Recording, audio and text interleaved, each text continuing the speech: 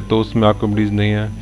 तो हम लोग यहाँ पर आर्किमिडीज का अभी बिल्कुल बेसिक से कर रहे हैं। और तुम ये सोचो कि तुमको मैं ये ज्यूम नहीं कर रहा कि तुम 9th क्लास पढ़ के आए हो, ठीक है। मैं ये मान के चल रहा हूँ 9th भी तुमको जो है मैं ही पढ़ाऊंगा, बस मैं तुमसे पूछ रहा हूँ, तो उसमें कोई बात नहीं है। बता पा रहे हो तो ठीक है, नहीं बता पा रहे तो कोई बात नहीं, ठीक है। तो हम लोग बात कर रहे हैं आर्किमिडीज प्रिंसिपल की।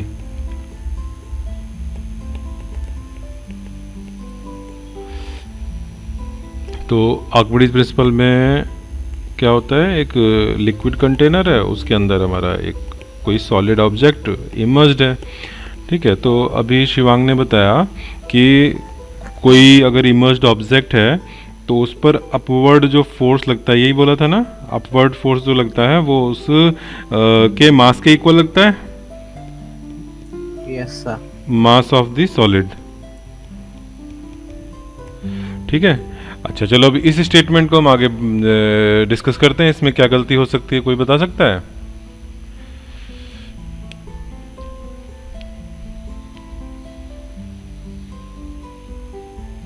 एनीवन?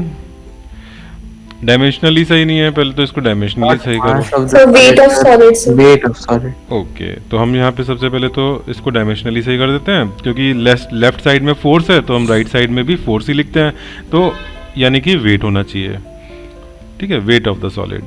अच्छा, ये स्टेटमेंट क्या ऑलवेज ट्रू है? ये आर्किमिडीज प्रिंसिपल है तो हमेशा ट्रू होना चाहिए, तो ये क्या ऑलवेज ट्रू है ये स्टेटमेंट? और आर्किमिडीज प्रिंसिपल क्या ऑलवेज ट्रू होता है या इसकी कुछ लिमिटेशंस हैं? अगर मैं ये कहूँ कि ये अभी मैं क्वेश्चन मार्क रख रहा हूँ, आई डोंट नो कि ये आर्किमिडीज प्रिंसिपल है कि नहीं है, अभी डिस्कशन चल रहा है, ठीक है। तो ये मत कर लेना कि मैंने तुम्हें आर्किमिडीज प्रिंसिपल लिखा दिया, ठीक है। तो पहले तो ये बताओ कि ये जो स्टेटमेंट है ये इसके ट्रू होने से का क्या इफेक्ट पड़ेगा? अगर किसी अच्छा ये बताओ, कोई ये जो सॉलिड ऑब्जेक्ट है उस पर डाउनवर्ड फोर्स कौन सा लगता है? कोई भी सॉलिड ऑब्जेक्ट होता है, कोई भी ऑब्जेक्ट होता है, उस पर डाउनवर्ड फोर्स एक तो हमेशा ही लगता है, वो कौन सा है? mg। That is weight. तो ये तो वेट ऑफ द सॉलिड हो गया, ठीक है। और इस पर हमने कहा कि अपवर्ड फोर्स जो लगेगा लिक्विड के द्वारा, जिसको हम कहते हैं अपथ्रस्ट, ठीक है। तो upthrust equal to weight of the solid बोल दिया गया, ठीक है। तो आर्किमिडीज प्रिंसिपल अगर ऐसा कहता कि अपथ्रस्ट वेट ऑफ सॉलिड के इक्वल होता है, तो फिर कोई बॉडी फिर सिंक कैसे करेगी? ये तो हमेशा बैलेंस में हो गया। डेंसिटी के ऊपर हो। Sir, weight. अभी पूरी बात नहीं समझ आई। ऋतिकेश तुम कुछ कह रहे हो? उदित कुछ कह रहे हो? फैज। फैज, हाँ फैज बोलो। मैं कह रहा हूँ सर, ये तो डेंसिटी के ऊपर डिपेंड करता होगा। कौन सी चीज? सर ये प्रिंसिपल सर, ये अपथ्रस्ट किसी भी बॉडी की। थ्रस्ट। अच्छा, अभी जो लिखा है उसमें हम प्रॉब्लम ढूंढ रहे हैं कि अगर हमारा upward force weight of the solid के इक्वल हो जाए तो इसका मतलब समझ रहे हो? इसका क्या मतलब है कि कोई ऑब्जेक्ट कभी सिंक नहीं करेगा, ठीक है। हमेशा वो बैलेंस में नेट फोर्स जीरो हो गया, वो कितनी भी डेंसिटी का वाटर हो, ठीक है। वाटर है, ऑयल है, कुछ भी, कोई भी लिक्विड हो, even air will do. Air भी तो अब थ्रस्ट लगाती है, तो इस स्टेटमेंट के हिसाब से तो upward force by the air will be equal to weight of the solid, ठीक है। तो ऐसे तो हर कोई जो है फ्लाई कर सकता है कि नहीं? कभी तुम अगर ग्राउंड पे खड़े हो, ऊपर की तरफ अपवर्ड फोर्स एयर का जो लग रहा है वो वेट के इक्वल है, तो ग्राउंड पर तो तुमको कोई एक्सर्ट ही नहीं करना पड़ेगा फोर्स, ठीक है। तो we can very easily fly.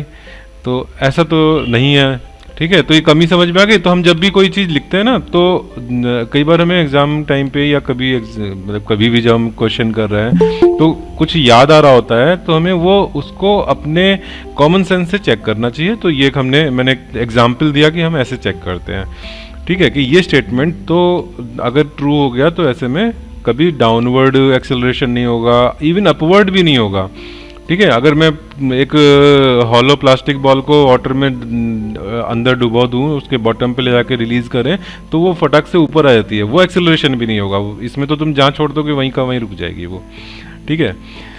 तो ये तो नहीं होता। तो फिर अब करेक्शन और बताओ। और इस तरह से हम जब सोच रहे हैं ना, तो फिर हमको अब जब फाइनली हम सही चीज पे पहुंचेंगे तो वो याद रहेगा। तो आगे बताओ। और मुझे अच्छा ये बताओ, ये स्टेटमेंट ट्रू कब होगा?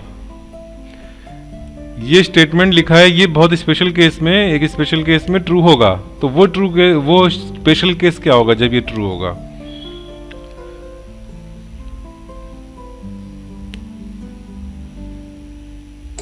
सर जब वैक्यूम में होगा सर सिस्टम सर। वैक्यूम में होगा तो फिर अपवर्ड फोर्स ही नहीं लगेगा। Okay sir. Yes sir. तो फिर अपवर्ड फोर्स लग रहा है मतलब कि वो इमर्स्ड है किसी फ्लूइड में।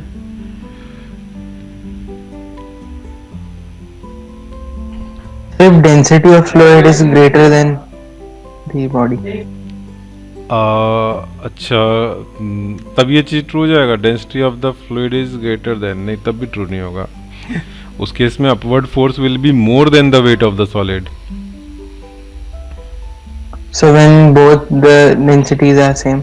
यस, जब density of solid and liquid same है उस समय ये दोनों इक्वल होंगे। ठीक है, एग्जैक्टली बैलेंस में रहेगा। अब उसको तुम नीचे की तरफ हाथ से डिस्प्लेस कर दो तो जहाँ ले जाके छोड़ोगे वो वहीं का वहीं इक्विलिब्रियम में आ जाएगा। ठीक है, लेकिन एग्जैक्टली दोनों की डेंसिटी सेम हो ऐसा प्रैक्टिकली पॉसिबल नहीं है। स्लाइटली कुछ ना कुछ तो डिफरेंस होगा ही दोनों में। ठीक है, चाहे 0.01% का डिफरेंस हो, लेकिन वो हल्का सा भी डिफरेंस होगा तो वो या तो उसको अपवर्ड एक्सेलरेट करा देगा या डाउनवर्ड। भले ही वो एक्सेलरेशन बहुत छोटा सा हो बट वो इक्विलिब्रियम में वहाँ मेंटेन नहीं रहेगा। इक्विलिब्रियम में मेंटेन रहना केवल थ्योरेटिकल बात है कि दोनों की डेंसिटी सेम हो जाए तो वो इक्विलिब्रियम में रहेगा। अच्छा, अब हम एक कंसिडर करते हैं सिचुएशन कि अगर मान लो लिक्विड की डेंसिटी ज़्यादा है, जैसा कि अभी कहा जैद ने, तो लिक्विड की डेंसिटी ज़्यादा होगी तो क्या होगा? अपवर्ड एक्सेलरेशन हो जाएगा। फिर अपवर्ड एक्सेलरेशन के बाद क्या होगा? ऊपर एक्सेलरेट होके कब तक आता रहेगा वो? कब तक अपवर्ड एक्सेलरेट होता रहेगा? ऊपर की तरफ मूव करके ऊपर सॉलिड, ये ऊपर लिक्विड की बाउंड्री आ जाएगी। ठीक है, लिक्विड की बाउंड्री आ जाएगी, उसके बाद क्या होगा?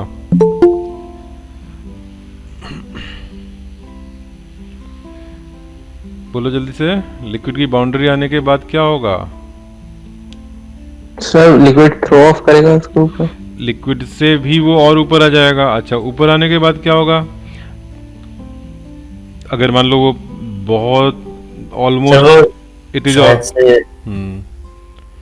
एक टाइप से बाउंस वाला मोशन हो जाएगा कि ऊपर जाएगा फिर नीचे, फिर चलो ये ऊपर बाउंस हो गया, फिर बाउंस होकर के फिर वो जब हवा में आ गया तो वापस गिरेगा तो फिर वापस नीचे जाएगा। तो ऐसे करके फिर फाइनली थोड़ा बहुत विस्कोसिटी तो होगी फ्लूइड में, तो हीट में डिसिपेशन होकर के ऐसा नहीं होगा कि ये इनफाइनाइट तक ऑसिलेशन ही करता रहे। तो फाइनली जाके सेटल कब होगा? कितना इमर्स होकर सेटल होगा? उसकी कंडीशन क्या होगी? मैं एग्जैक्टली नंबर नहीं पूछ रहा हूँ कि इतना फ्रैक्शन इमर्स होगा, बट उसकी कंडीशन क्या होगी कि इतना इमर्स होने के बाद ये सेटल हो जाएगा। तो पार्शियली इमर्स होगा तो इसकी कंडीशन क्या होगी? इसकी कंडीशन भी ये होगी कि upward force equal to weight of the solid. ठीक है, इक्विलिब्रियम में दो फोर्स लग रहे हैं इस पर, लिक्विड अपवर्ड लगा रहा है और वेट इसका डाउनवर्ड लग रहा है। ठीक है, तो वेट mg और अपवर्ड जो अपथ्रस्ट है दोनों बैलेंस हो गए तो ये इक्विलिब्रियम में आ गया। तो यानी कि अगर हमने फुल्ली इमर्स रखा है और उसमें कंडीशन ऐसी है कि लिक्विड की डेंसिटी ग्रेटर देन सॉलिड है। ठीक है, इनफैक्ट जैद ने जब शुरू में बोला तो मैंने मना किया था कि ऐसा ट्रू नहीं होगा। ठीक है, जैद ने ही बोला था कि rho of liquid greater than rho of solid है। तो मैं उस समय क्योंकि डायग्राम मैंने पूरी फुल्ली इमर्स्ड बॉडी का बनाया था तो उस कॉन्टेक्स्ट में मैंने कहा था कि उसमें upward force greater than wait of the solid हो जाएगा और अपवर्ड एक्सेलरेशन हो जाएगा। ठीक है, लेकिन अगर मान लो वो ऊपर आकर के और फिर फ्लोट करेगा, ठीक है, तो पार्शियली इमर्स्ड होगा। पार्शियली इमर्शन में ये चीज़ ट्रू होगी। ठीक है, तो ये चीज़ कब कब ट्रू हो गई? या तो rho L equal to rho S हो जाए, जो कि केवल थ्योरेटिकल ही बात हो रही है, प्रैक्टिकली मुश्किल है वो चीज़ क्रिएट करना। ठीक है, अनटिल एंड अनलेस कि तुम वाटर में वाटर का ही वॉल्यूम को तुम सॉलिड की तरह से एक या डिफरेंट सिस्टम की तरह ट्रीट करो। ठीक है, वाटर के अंदर वाटर का ही एक वॉल्यूम इमेजिनरी सोच लो कि इतना वॉल्यूम है हमारा, तो वहाँ पे दोनों की एग्जैक्टली बैलेंस हो जाएगी डेंसिटी। ठीक है, बट अदर कोई दूसरे सब्सटेंस का डेंसिटी एग्जैक्टली मैच कराना लिक्विड से वो पॉसिबल नहीं होगा। बट उस थ्योरेटिकल कॉन्सेप्ट में तो upward force equal to weight of the solid always होगा फुली इमर्स्ड के केस में। और पार्शियली इमर्स्ड के केस में अगर फ्लोट कर रहा है तो flotation means upward force and weight of the solid are completely getting balanced. ठीक है, तो whenever the object is floating, अभी हम आर्किमिडीज प्रिंसिपल पे नहीं पहुंचे हैं। ठीक है, अभी तक सारा कॉमन सेंस चल रहा है। तो फ्लोटिंग ऑब्जेक्ट के केस में वो फ्लोट कर रहा है, इन इक्विलिब्रियम फ्लोट कर रहा है, ठीक है, पार्शियली इमर्ज्ड है, या रेयर केस में फुल्ली इमर्ज्ड फ्लोट कर रहा है, तो उसमें upward force equal to weight of the solid होता है। ठीक है, अब ये आर्किमिडीज प्रिंसिपल नहीं है, ये तो कॉमन सेंस है। ये तो तुम न्यूटन्स लॉज ऑफ मोशन में इक्विलिब्रियम की कंडीशन ही पड़ी है कि अगर किसी ऑब्जेक्ट पे डाउनवर्ड कुछ फोर्सेज लग रहे हो, suppose F1 F2, upward force लग रहे हो F3 F4 F5, तो वो क्या कहता है कि ये वर्टिकली इक्विलिब्रियम में कब रहेगा, जब नेट अपवर्ड फोर्स और नेट डाउनवर्ड फोर्स एक दूसरे को एग्जैक्टली कैंसिल कर दें। ठीक है, या मैग्नीट्यूड में दोनों सेम हो जाए, F1 plus F2 equal to F3 plus F4 plus F5 हो जाए। ठीक है, तो ये कोई थ्योरी, इसके लिए कोई प्रिंसिपल बोलने की जरूरत थोड़ी है, ये तो कॉमन सेंस है कि नेट फोर्स जीरो होना पड़ेगा इक्विलिब्रियम के लिए। ठीक है, तो ये जो मैंने लिखा है this is not Archimedes principle but this is common sense. तो फिर अब आर्किमिडीज प्रिंसिपल पर बताओ क्या लिखें। आर्किमिडीज प्रिंसिपल क्या कहता है? आर्किमिडीज प्रिंसिपल अपवर्ड फोर्स यानी कि अपथ्रस्ट की ही बारे में बात करता है, तो लेफ्ट साइड तो सही है। ठीक है, लेफ्ट साइड में तो मुझे अपथ्रस्ट ही लिखना है, या बायंसी। ठीक है, अपथ्रस्ट। चलो तो बताओ, और buoyancy BUOYANCY, buoyancy. Buoyancy is, अब यहाँ पे क्या गड़बड़ है राइट साइड में?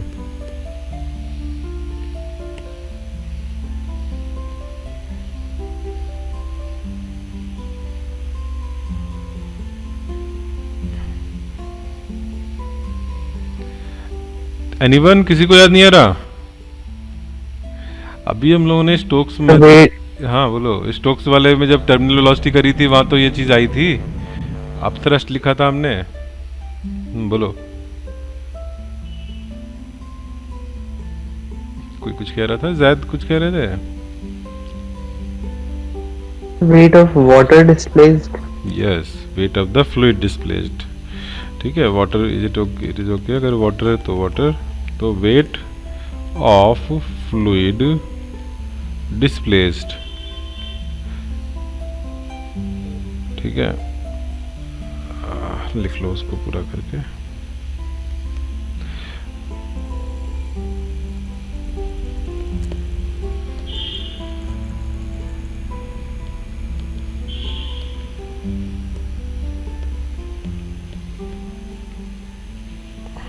चलो ठीक है, लिख लिया। Wait of the WEIGHT, wait of the fluid displaced.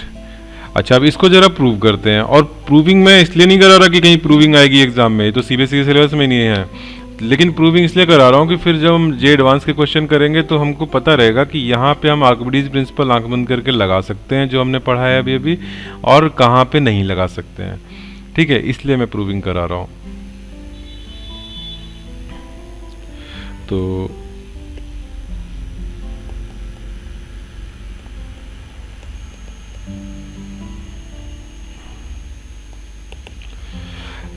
Proving जरा सोचो, प्रूविंग बड़ा कॉमन सेंस वाली चीज़ है, मुझे कुछ ऐसे नहीं है कि कुछ बड़ी सी कॉम्प्लिकेटेड चीज़ बतानी है। अभी मैं एग्जाम्पल जो प्रूविंग में जो केस ले रहा हूँ वो फुल्ली इमर्ज्ड का ले लेता हूँ। बताओ, फुल्ली इमर्ज्ड है बॉडी। ठीक है, इस बॉडी का वॉल्यूम ले लो V। ठीक है, क्रॉस सेक्शनल एरिया ले लो A, और अभी इजी उसके लिए सपोज कि सब तरफ A है। ठीक है, क्यूब ले लिया हमने। ठीक है, अब बताओ जरा क्या करोगे, तुम्हें क्या निकालना है? कॉमन सेंस से स्टेप बाय स्टेप सोचते जाओ। मुझे आर्किमिडीज प्रिंसिपल में क्या निकालना होता है? लेफ्ट साइड में क्या था? बायंसी। बायंसी। ठीक है, अपथ्रस्ट। अपथ्रस्ट का मतलब है कि मुझे कौन सा फोर्स बताना है। Force by whom on which object? By बोलो, by. Upthrust is applied by fluid on cube, on solid. ठीक है, तो फ्लूइड इस क्यूब पर किधर किधर फोर्स लगा रहा है? इस सॉलिड के 6 सरफेसेस हैं, तो कहां कहां फोर्स लग रहा होगा?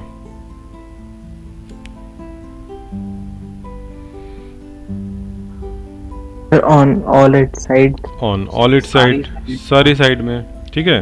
तो इधर से जो फोर्स लग रहा होगा और जो पीछे से फोर्स लग रहा होगा वो फोर्सेस क्या इक्वल एंड अपोजिट होंगे? जो लेफ्ट से लग रहा होगा और जो राइट पे लग रहा है क्या इक्वल एंड अपोजिट होंगे? Yes sir. Yes sir, area same है तो एरिया सेम है, सिमेट्रिकली लोकेटेड हैं। किसी भी पॉइंट पे तुम प्रेशर देखोगे तो हालांकि वेरिएबल है, ठीक है। जैसे मैं अगर ये कहूँ कि एट दिस पॉइंट जो प्रेशर है वो इस पॉइंट से इक्वल नहीं है, डेप्थ में अलग अलग है दोनों पॉइंट, लेकिन जो मैंने ऊपर वाला डॉट बनाया उसके एग्जैक्टली सेम हाइट पर लेफ्ट साइड में सरफेस पर एक डॉट रहा होगा जिस पर कि उतना ही प्रेशर होगा, ठीक है। और वहाँ प्रेशर से जो फोर्स लगेगा वो इधर लगेगा, इधर ऐसे लगेगा, और वो दोनों एग्जैक्टली इक्वल फोर्स होंगे, कैंसिल आउट हो जाएंगे। तो इस तरह से अगर मैं लेफ्ट सरफेस पर नेट फोर्स निकालूं और राइट सरफेस पर नेट निकालूं तो एग्जैक्टली कैंसिल आउट होंगे, फ्रंट एंड बैक भी कैंसिल आउट हो जाएंगे, तो उनकी हम बात नहीं कर रहे, ठीक है। और हम लोग का अभी इम्पोर्टेंस किस चीज़ पर है? जो वर्टिकल फोर्स हैं, ठीक है, वो हमारे लिए अभी इस समय वो हम उन्हीं की बात कर रहे हैं, ठीक है। तो चलो, तो अब हमारे लिए वर्टिकल फोर्स के लिए कौन से वाले सरफेसेस देखने हैं बताओ? वर्टिकल फोर्सेस के लिए कौन से वाले सरफेस देखने हैं? top and bottom. Top and bottom, yes. तो टॉप पर हम मान लेते हैं कि यहाँ पर जो प्रेशर है वो P1 है, ठीक है, और वहाँ पे एरिया तो A हमने लिया ही था, तो P1 इंटू एक प्रेशर की जो फोर्स लगा वो डाउनवर्ड लगा क्योंकि सरफेस के नॉर्मल लगेगा, और नीचे की तरफ से जो लिक्विड लगाएगा वो अपवर्ड लगाएगा सरफेस के नॉर्मल। कितना लगाएगा? यहाँ मान लो कि प्रेशर P2 है, ठीक है, जस्ट कांटेक्ट में जो लिक्विड है सरफेस के उस कांटेक्ट पॉइंट पर, तो P2 इंटू ए हो गया फोर्स, ठीक। तो मुझे जो नेट अपथ्रस्ट मिलना है वो कैसे आएगा? अपथ्रस्ट इक्वल टू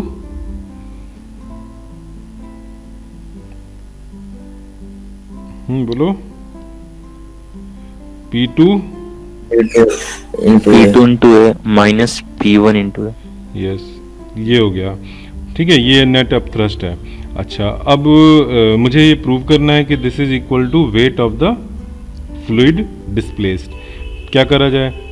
तो P2 अब यहाँ कॉमन ले लो जरा, P2 माइनस P1 हो जाएगा, P2 माइनस P1 इंटू ए, ठीक है। अगर ये जो ये है इसकी हाइट h है, क्यूब लिया था हमने तो सारे डायमेंशन h हो जाएंगे, क्यूब ना भी लो कोई भी शेप ले लो उसमें भी कर सकते हो ये, ठीक है। तो what will be difference of P2 minus P1?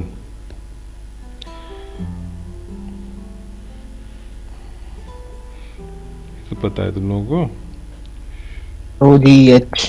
Row ji H. रो किसका? लिक्विड का, सॉलिड का?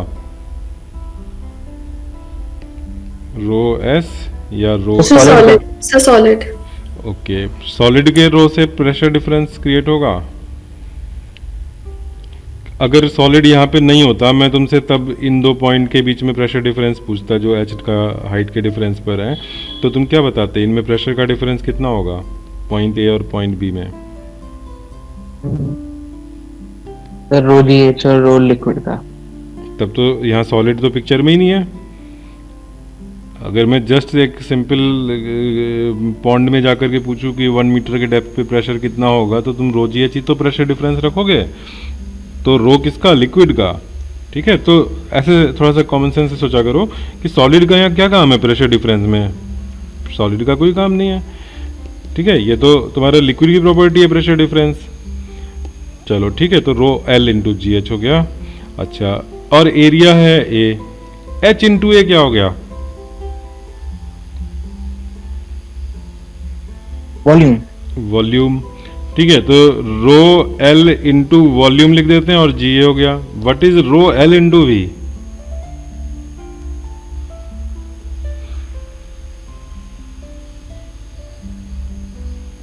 मास। मास। मास। किसका मास? So liquid.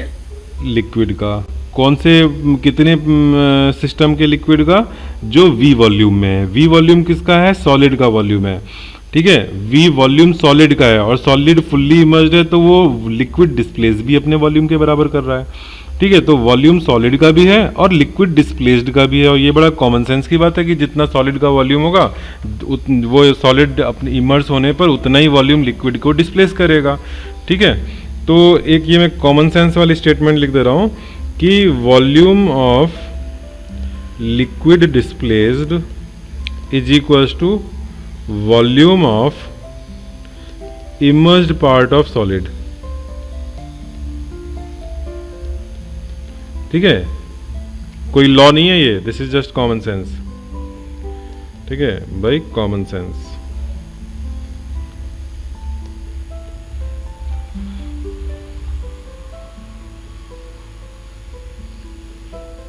ठीक है, तो हम ये वॉल्यूम V सॉलिड का बोलें या वॉल्यूम लिक्विड का बोलें एक ही बात है, और रो L जब हम लिक्विड की डेंसिटी मल्टीप्लाई कर रहे हैं तो ये मास हो गया, mass of the liquid displaced. ठीक है, मास ऑफ डिस्प्लेस्ड लिक्विड, और इनटू क्या हो रहा है उसमें, इनटू G हो रहा है। ठीक है, अब मास को G में मल्टीप्लाई करते हैं तो ये क्या हो जाता है, वेट हो जाता है, weight of displaced liquid.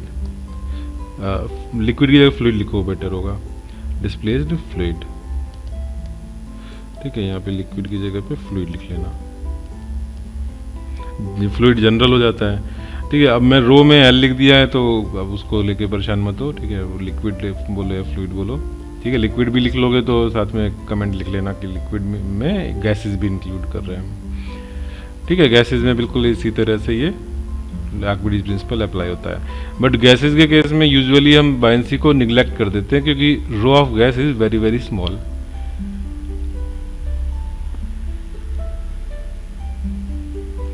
1 meter cube volume में 1 ग्राम एयर होती है। 10³ मीटर क्यूब जब वॉल्यूम लोगे तब 1 kg एयर आएगी। ठीक है, तो 10⁻³ kg पर मीटर क्यूब एयर की डेंसिटी होती है और 10³ kg पर मीटर क्यूब 10⁻6 का रेशियो है। ठीक है, 10⁻+3 कर दोगे तो डेंसिटी ऑफ वाटर मिलता है, 10⁻−3 कर दोगे तो डेंसिटी ऑफ एयर मिलती है। चलो, तो ये समझ में आ गया। अब इसमें हमने क्या एजम्पशन लिए हैं जरा बताओ, जे एडवांस में कैसा क्वेश्चन आएगा तब हम इसको नहीं लगा सकते आर्किमिडीज प्रिंसिपल को।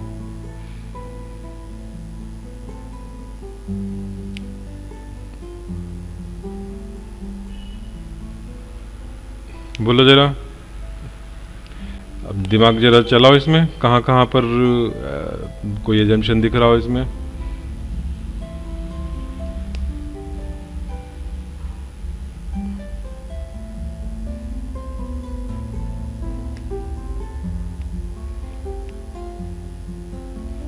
कोई सेशन नहीं है।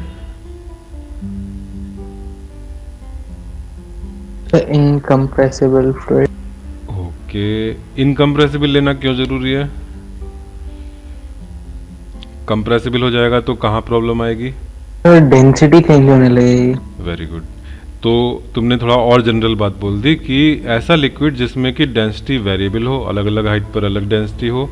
ठीक है, कंप्रेसिबल फ्लूइड में ऐसा होता है, लेकिन कंप्रेसिबल फ्लूइड में अगर मान लो ये हमारा वॉल्यूम या हाइट बहुत ज़्यादा ना हो ऑब्जेक्ट की, ठीक है, यूजुअली चलो it is safe to assume to take this assumption कि मतलब ये चीज़ हमें कॉन्शियस में रखना है कि हमारा डेंसिटी वेरिएबल नहीं होनी चाहिए। ठीक है, अगर वेरिएबल डेंसिटी दे रखी है तो फिर हमको ये प्रेशर डिफरेंस कैलकुलेट करने के लिए इंटीग्रेट करना पड़ेगा। ठीक है, चलो उसका भी मैं एक क्वेश्चन बता दूंगा करके कि कैसे वेरिएबल डेंसिटी के क्वेश्चन में हम प्रेशर डिफरेंस कैलकुलेट करते हैं। ठीक है, तो एक ये बहुत अच्छा पॉइंट तुमने बताया कि डेंसिटी शुड बी कांस्टेंट। मैं तुम्हें इनकम्प्रेसिबल को ही थोड़ा सा दूसरे वर्ड्स में बोल दिया कि डेंसिटी शुड बी कांस्टेंट। ठीक है, और बताओ, तो डेंसिटी कांस्टेंट होने में एक तो ये है कि एक लिक्विड ऐसा है जो कि कंप्रेसिबल है, तो कंप्रेसिबल होने में उसमें अलग अलग हाइट पे अलग अलग डेंसिटी हो गई। और एक ऐसा भी हो सकता है कि लिक्विड में हमने 2 लिक्विड से सिस्टम बनाया है। फॉर एग्जाम्पल मैं आज अभी एक क्वेश्चन कराने वाला हूँ जिसमें कि IIT एडवांस का क्वेश्चन है जिसमें कि लिक्विड अलग अलग दे रखे हैं और उसमें ऐसे इमर्स्ड है, ये एक लिक्विड 1 है और ऊपर एक लिक्विड 2 है। ठीक है, दोनों अलग अलग डेंसिटी के हैं, रो 1 और रो 2। तो यहाँ पर हमें एज इट इज़ वो आर्किमिडीज प्रिंसिपल नहीं लगाना है, सोचना है कि क्या कैसे लगेगा। और सोचने में क्या सोचना है, सोचने में हमको वही प्रेशर डिफरेंस अप थ्रस्ट जो होता है वो P2 माइनस P1 इंटू ए ये होता है अप थ्रस्ट। ठीक है, अब इसमें तुम अगर आर्किमिडीज प्रिंसिपल हम सीधे सीधे लें तो तुम ये कहते हैं कि wait of the fluid displaced, यहाँ पर हम चेक करेंगे कि P2 माइनस P1 क्या है। हो सकता है कि वेट ऑफ फ्लूइड डिस्प्लेस्ड के इक्वल आ जाए, ठीक है, कोई दिक्कत नहीं है। लेकिन एक बार एक क्वेश्चन रेज हो गया कि ये मिक्स्ड लिक्विड के लिए हमने नहीं किया था आर्किमिडीज प्रिंसिपल। ठीक है, चलो अभी मैं इस क्वेश्चन पर आऊँगा, अभी लौट के आते हैं। और बताओ और क्या जम्पशन है।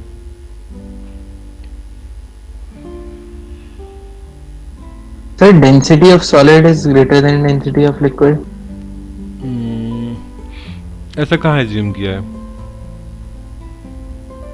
ऐसा तो इस डेरिवेशन में कहीं एज्यूम नहीं किया है। नहीं सर, मैं ऐसे कह रहा था तभी इमर्स हो पाएगा ना अच्छे से। अच्छा, तो तुम ये कहो कि इमर्स होना जरूरी है। ठीक है, तुम इमर्स के लिए कंडीशन मत सोचो, तुम बताओ इमर्स होना तुम्हें जरूरी लग रहा है कि इसको इमर्स होना चाहिए। पहली चीज़ तो बिल्कुल भी इमर्स ना हो, हवा मतलब लिक्विड में टच में ही ना हो, तो फिर तो लिक्विड का थ्रस्ट लगेगा ही नहीं, फिर तो एयर का लगेगा। ठीक है, तो पहली चीज़ तो इमर्स होना चाहिए। लेकिन इमर्स में दो condition, partially immersed, fully immersed. मैंने डेरिवेशन किया है फुल्ली इमर्स एज्यूम कर रखा है, तो तुम्हारे माइंड में क्वेश्चन आना चाहिए कि आप पार्शियली इमर्स्ड के लिए ये लगेगा wait of the displaced fluid. बोलो, क्या तुम लोग को मैं 4 मिनट का 5 मिनट का टाइम दूँ, तुम लोग खुद से डेरिवेशन देख सकते हो? अब मैं क्या कर रहा हूँ कि मैं ये इस तरह से पार्शियली इमर्स्ड बना रहा हूँ और उसमें h डेप्थ तक वो पार्शियली इमर्स्ड है, स्मॉल h डेप्थ तक। ठीक है, इसके लिए तुम लोग खुद से डिराइव करो कि what is the up thrust. इस पर ऊपर से क्या लग रहा है, P एटमॉस्फेरिक इनटू एरिया, इतना फोर्स लग रहा है। नीचे से यहाँ जो भी प्रेशर होगा, मान लो कि प्रेशर P है तो P इंटू एरिया, ठीक है, नीचे की तरफ से। तो अप थ्रस्ट के लिए क्या करना होगा, PA upward, P atmospheric into area downward. तो ये इसकी वैल्यू कैलकुलेट करो, क्या ये वेट ऑफ फ्लूइड डिस्प्लेस्ड के इक्वल आ रही है? सॉल्व करके बताओ।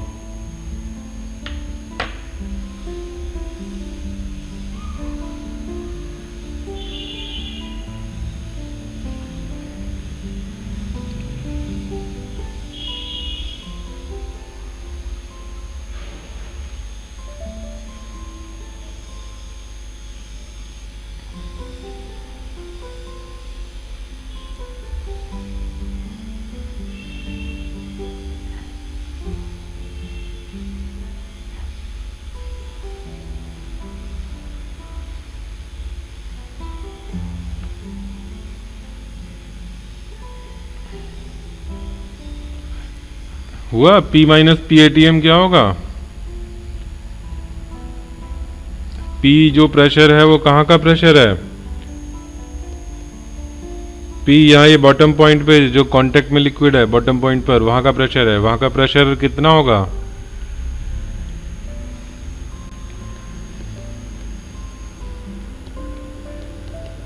बोलो। सर रो जी एच ही होगा। तो मुझे यहाँ पे रो जी एच माइनस पी ATM ऐसे लिख देना चाहिए।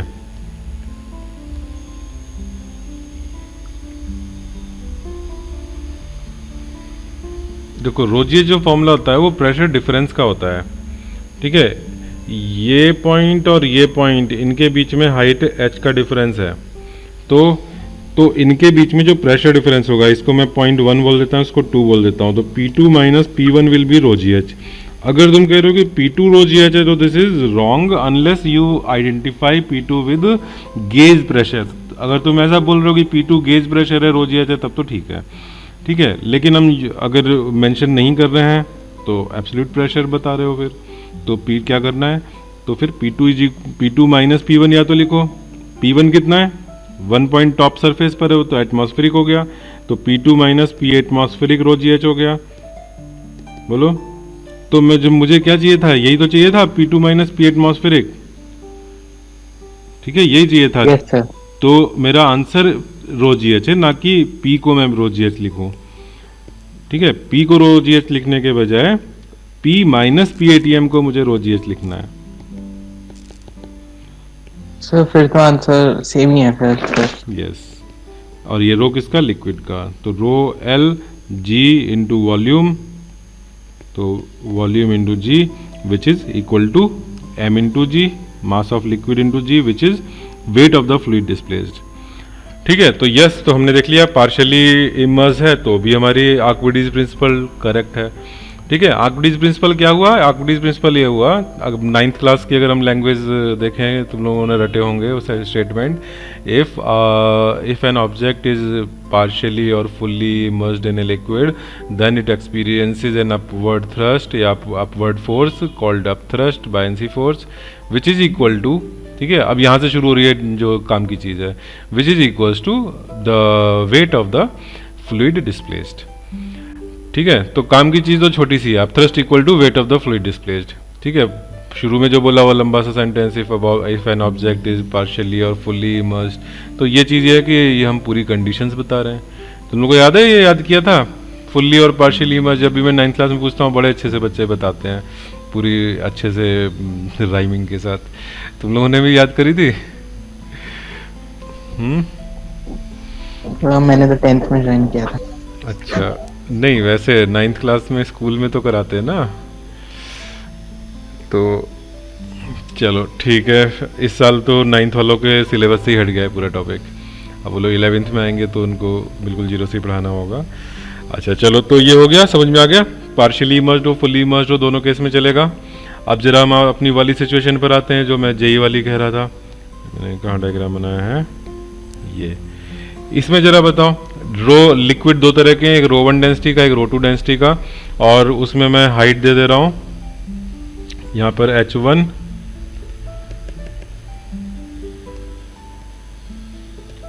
H1 और यहाँ पर H2। ठीक है, इस पर नेट अपथ्रस्ट बताना है। ये पॉइंट ले लो P1 प्रेशर का, यहाँ पे ले लो प्रेशर P2। अब बताओ अपथ्रस्ट।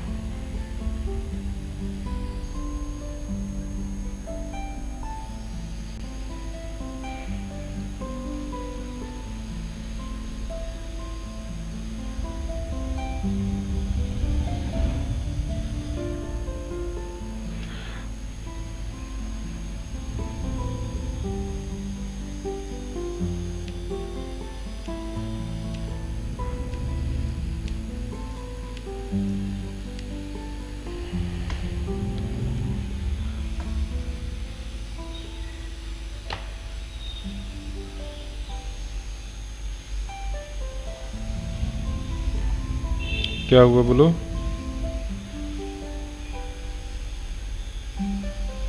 एक्चुअली जो लाइन ऑफ इंटरेक्शन है दोनों लिक्विड्स की सर, तो उनके दोनों तरफ सर सेम ही होगा प्रेशर। यस, उस लाइन के just above and just below pressure same होगा, अदरवाइज उसी का यूज कर रहा हूँ। हाँ।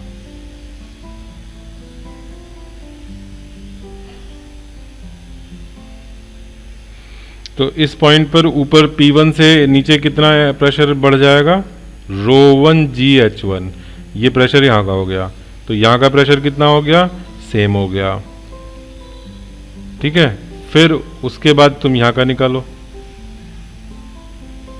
P2 बता दो जरा। प्लस हाँ सर P2, P1 प्लस रो GH1 प्लस रो GH2 रो 2 GH2। यस। ठीक है, इतना तुम नीचे आए कौन से लिक्विड में? रो 2 में ट्रेवल करके आए, उतना नीचे H2 हाइट नीचे, तो ये हो गया प्रेशर।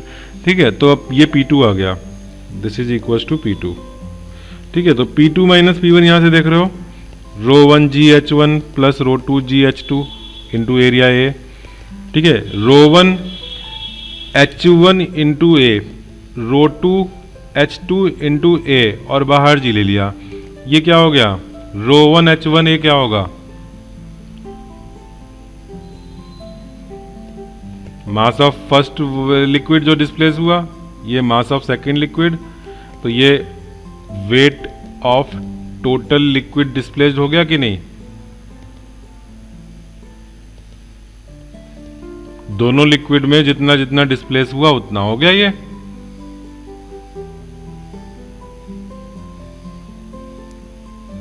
ठीक है, यस सर। अच्छा अब ये बताओ, अभी हम वापस सिंगल लिक्विड पे लौट रहे हैं।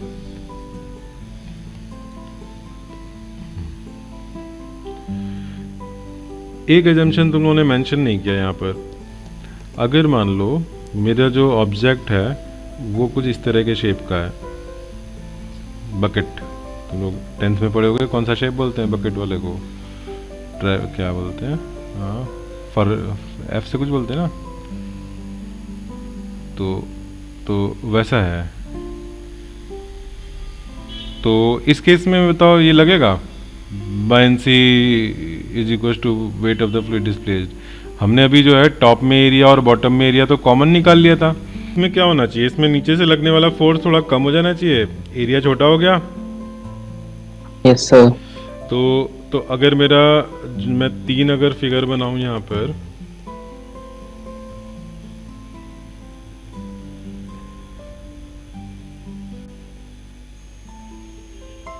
किस पे सबसे ज्यादा बायंसी लगेगी?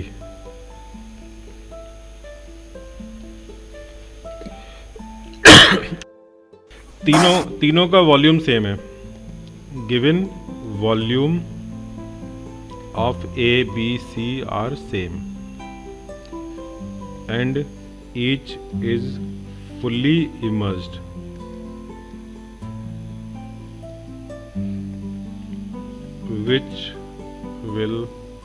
Which one will experience least highest upthrust? Density also same. अच्छा, डेंसिटी किसकी, एबीसी की या बाहर के लिक्विड की? बाहर का ABC। लिक्विड, बाहर का लिक्विड तो सेम है। अच्छा डेंसिटी, चलो मैं तुम्हें अभी पहले रो 1, अब मैं फर्दर 3 क्वेश्चन बना देता हूँ। रो 1 या rho A equal to rho B equal to rho C, ठीक है। एक बार rho A greater than rho B greater than rho C कर दिया, और एक बार rho A less than rho B less than rho C कर दिया। 3 क्वेश्चन बना दिए, तीनों का अलग अलग आंसर करो। 2 अलग अलग मटेरियल के बने हुए सिलेंडर्स हैं ए एंड बी, दोनों एग्जैक्टली सेम डायमेंशन के हैं, रेडियस हाइट सब कुछ सेम है, ठीक है। एक आयरन का ले लो, एक वुड का ले लो, किस पर अपथ्रस्ट ज्यादा लगेगा? फुल्ली इमर्स्ड हैं दोनों। सर ए पर। ओके, कौन से फॉर्मूला के अकॉर्डिंग?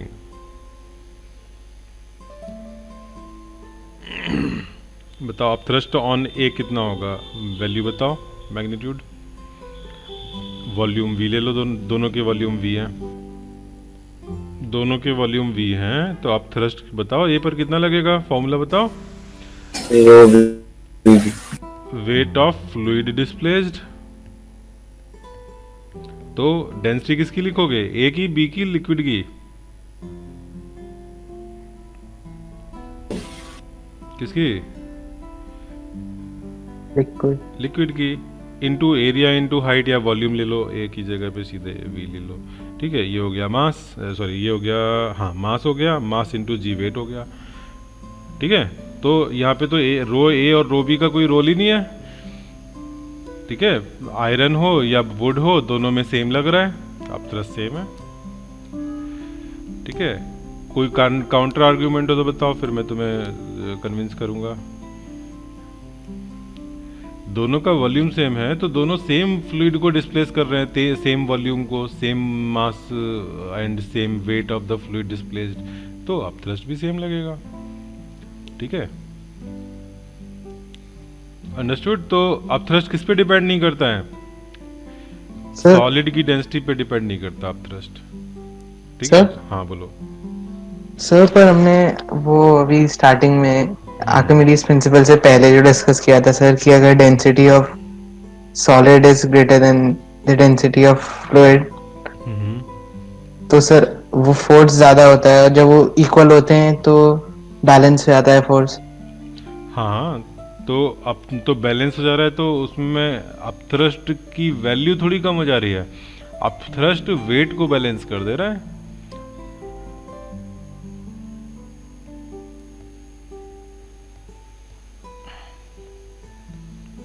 सर वो आपने कहा था ना सर कि डेंसिटी ज्यादा होती है सॉलिड की तो अपवर्ड फोर्स ज्यादा हो जाता है। नहीं ऐसा बिल्कुल नहीं कहा, नहीं एक सेकंड, तुमने क्या कहा, फिर से बोलो। डेंसिटी सॉलिड की अगर सर फ्लूइड से ज्यादा हो जाती है जिसमें वो इमर्ज्ड है। हाँ, तो उस केस में इमर्स हो जाता है, उस केस में नेट फोर्स डाउनवर्ड लगता है। इस केस में जो वेट होगा सॉलिड का, weight of solid is greater then upthrust, तो एफ नेट फोर्स हो गया डाउनवर्ड। ठीक है, डिक्रीज का साइन सर नहीं फिर है, इज डाउनवर्ड। हाँ बोलो, ये समझ में आ गया? हाँ सर, डेंसिटी फिर कम हो। डेंसिटी कम हो, rho of solid is lighter या स्मॉलर देन फ्लूइड, तो इस केस में क्या होगा? इस केस में बायंसी ग्रेटर हो जाएगी। अब thrust is greater then weight of solid, तो क्या होगा? अपवर्ड एक्सेलरेशन होगा। सर मैं इसी के बेसिस पे सोच रहा था एक्चुअली कि इन दोनों सिलेंडर्स में अगर डेंसिटी तो जिसकी कम हो। हाँ, तो तुम क्या कर रहे हो? तुम एफ नेट कंपेयर कर रहे हो। करना क्या है हमें? ओनली अप थ्रस्ट कंपेयर करना है। बायंसी किस पे डिपेंड करता है? फॉर्मूला देख लेते हैं एक बार बायंसी का। ये देखो फॉर्मूला हमारा, ये वाला कंसीडर कर लो। इस फॉर्मूला के अकॉर्डिंग किस किस पे डिपेंड कर रहा है? डेंसिटी ऑफ लिक्विड पर। ठीक है, हाईली डेंस लिक्विड होगा तो उसमें कोई डूब नहीं सकता। बताओ कहाँ पर ऐसा कहीं पर ऐसी लेक है, कोई ऐसा रीजन है जहाँ पर डेड सी। या वहाँ पे कोई भी डूब नहीं सकता है? क्यों? क्योंकि वहाँ इतना सॉल्ट हो गया है, इतनी ज़्यादा हाई सॉल्ट डेंसिटी है कि लिक्विड की डेंसिटी हमारी ह्यूमन बॉडी की जो एवरेज डेंसिटी होती है उससे ज़्यादा हो गई है। ठीक है, तो वहाँ पर तुम वाटर पे लेटोगे आराम से, कोई फ्लोट करने के लिए कोई दिक्कत नहीं होगी। सब लोग पता है ना डेड सी के बारे में? नहीं तो नेट पे यूट्यूब पे देख लेना एक बार। हाँ ठीक है, तो रो एल लिक्विड की डेंसिटी पे डिपेंड करता है, और किस पे डिपेंड करता है? वॉल्यूम पर डिपेंड करता है। ठीक है, अच्छा हाइट इनटू एरिया तो बहुत स्पेशल केस हो गया जबकि क्रॉस सेक्शनल यूनिफॉर्म है। ठीक है, but volume in general true है, कैसा भी शेप हो। जैसे मैंने अभी तुम लोग को 3 अलग अलग शेप दिखाए थे, उस पर डिपेंड नहीं करता है। ठीक है, अब उस पर डिपेंड नहीं करता है तो फिर मुझे तुम्हें जस्टिफाई करना पड़ेगा। ठीक है, तो कोई तुम लोग में से कोई जस्टिफाई कर सकता है या मैं करूँ कि इन ABC तीनों केसेस में क्यों कैसे हो गया इक्वल? जरा मीटिंग से आउट हो गया है, आईपैड में ज्वाइन कर रहा हूँ मैं। तो 2 इन्वर्टेड अलग अलग तरह के वो बकेट वाले शेप थे, तो उसमें एक में नीचे एरिया ज़्यादा था, एक में ऊपर ज़्यादा था, बट मैं कह रहा हूँ कि इससे इंडिपेंडेंट होगा। तो कोई बता सकता है रीज़न इसका?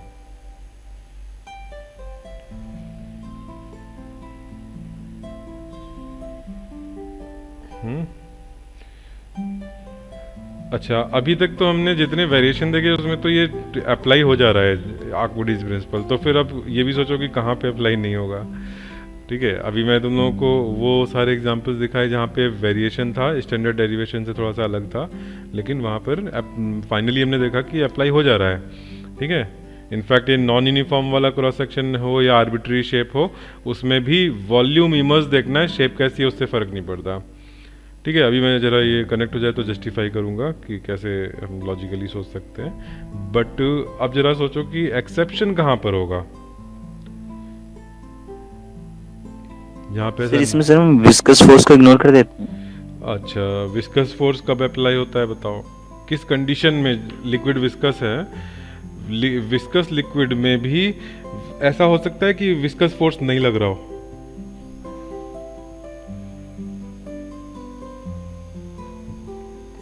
बोलो जरा। विस्कस फोर्स में, और वो विस्कस लिक्विड है उसमें विस्कोसिटी है बट फोर्स नहीं लग रहा। रफ सरफेस है लेकिन फ्रिक्शन नहीं लग रहा है, ऐसा हो सकता है? इस कंटेनर में पूरा फुल लिक्विड भरा हुआ है, कैपिटल H उसकी हाइट है। ठीक है, तो इसकी वॉल्स हैं ABCD। फाइंड क्या करना है? Find total force exerted by liquid on wall CD।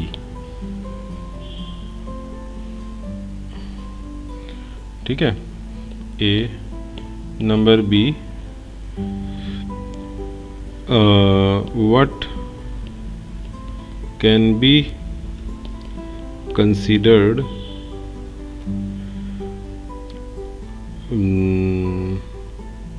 as height of point of application of this force। तो पहले तो ए पार्ट पे भी फोकस करो, बी पार्ट हो सकता है अभी समझ में ना आए क्या चीज़ है, बट ए पार्ट पहले बताओ कैसे निकलेगा। C D wall, B C पे मैं पूछूंगा, बी सी तो तुम निकाल लोगे, चलो बी सी भी निकाल लो। पहले जरा हम बी सी का ही काम कर लेते हैं कि बी सी पर कैसे फोर्स निकलेगा। यहाँ पर मैं बी सी भी ऐड कर देता हूँ, ठीक है। On wall C D and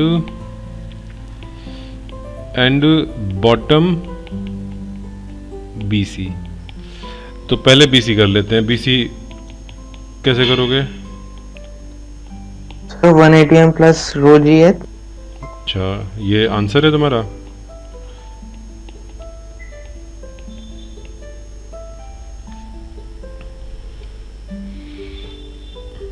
बोलो। नो सर, ये तो प्रेशर है ना, तो फोर्स के लिए तो तो क्या करना होगा?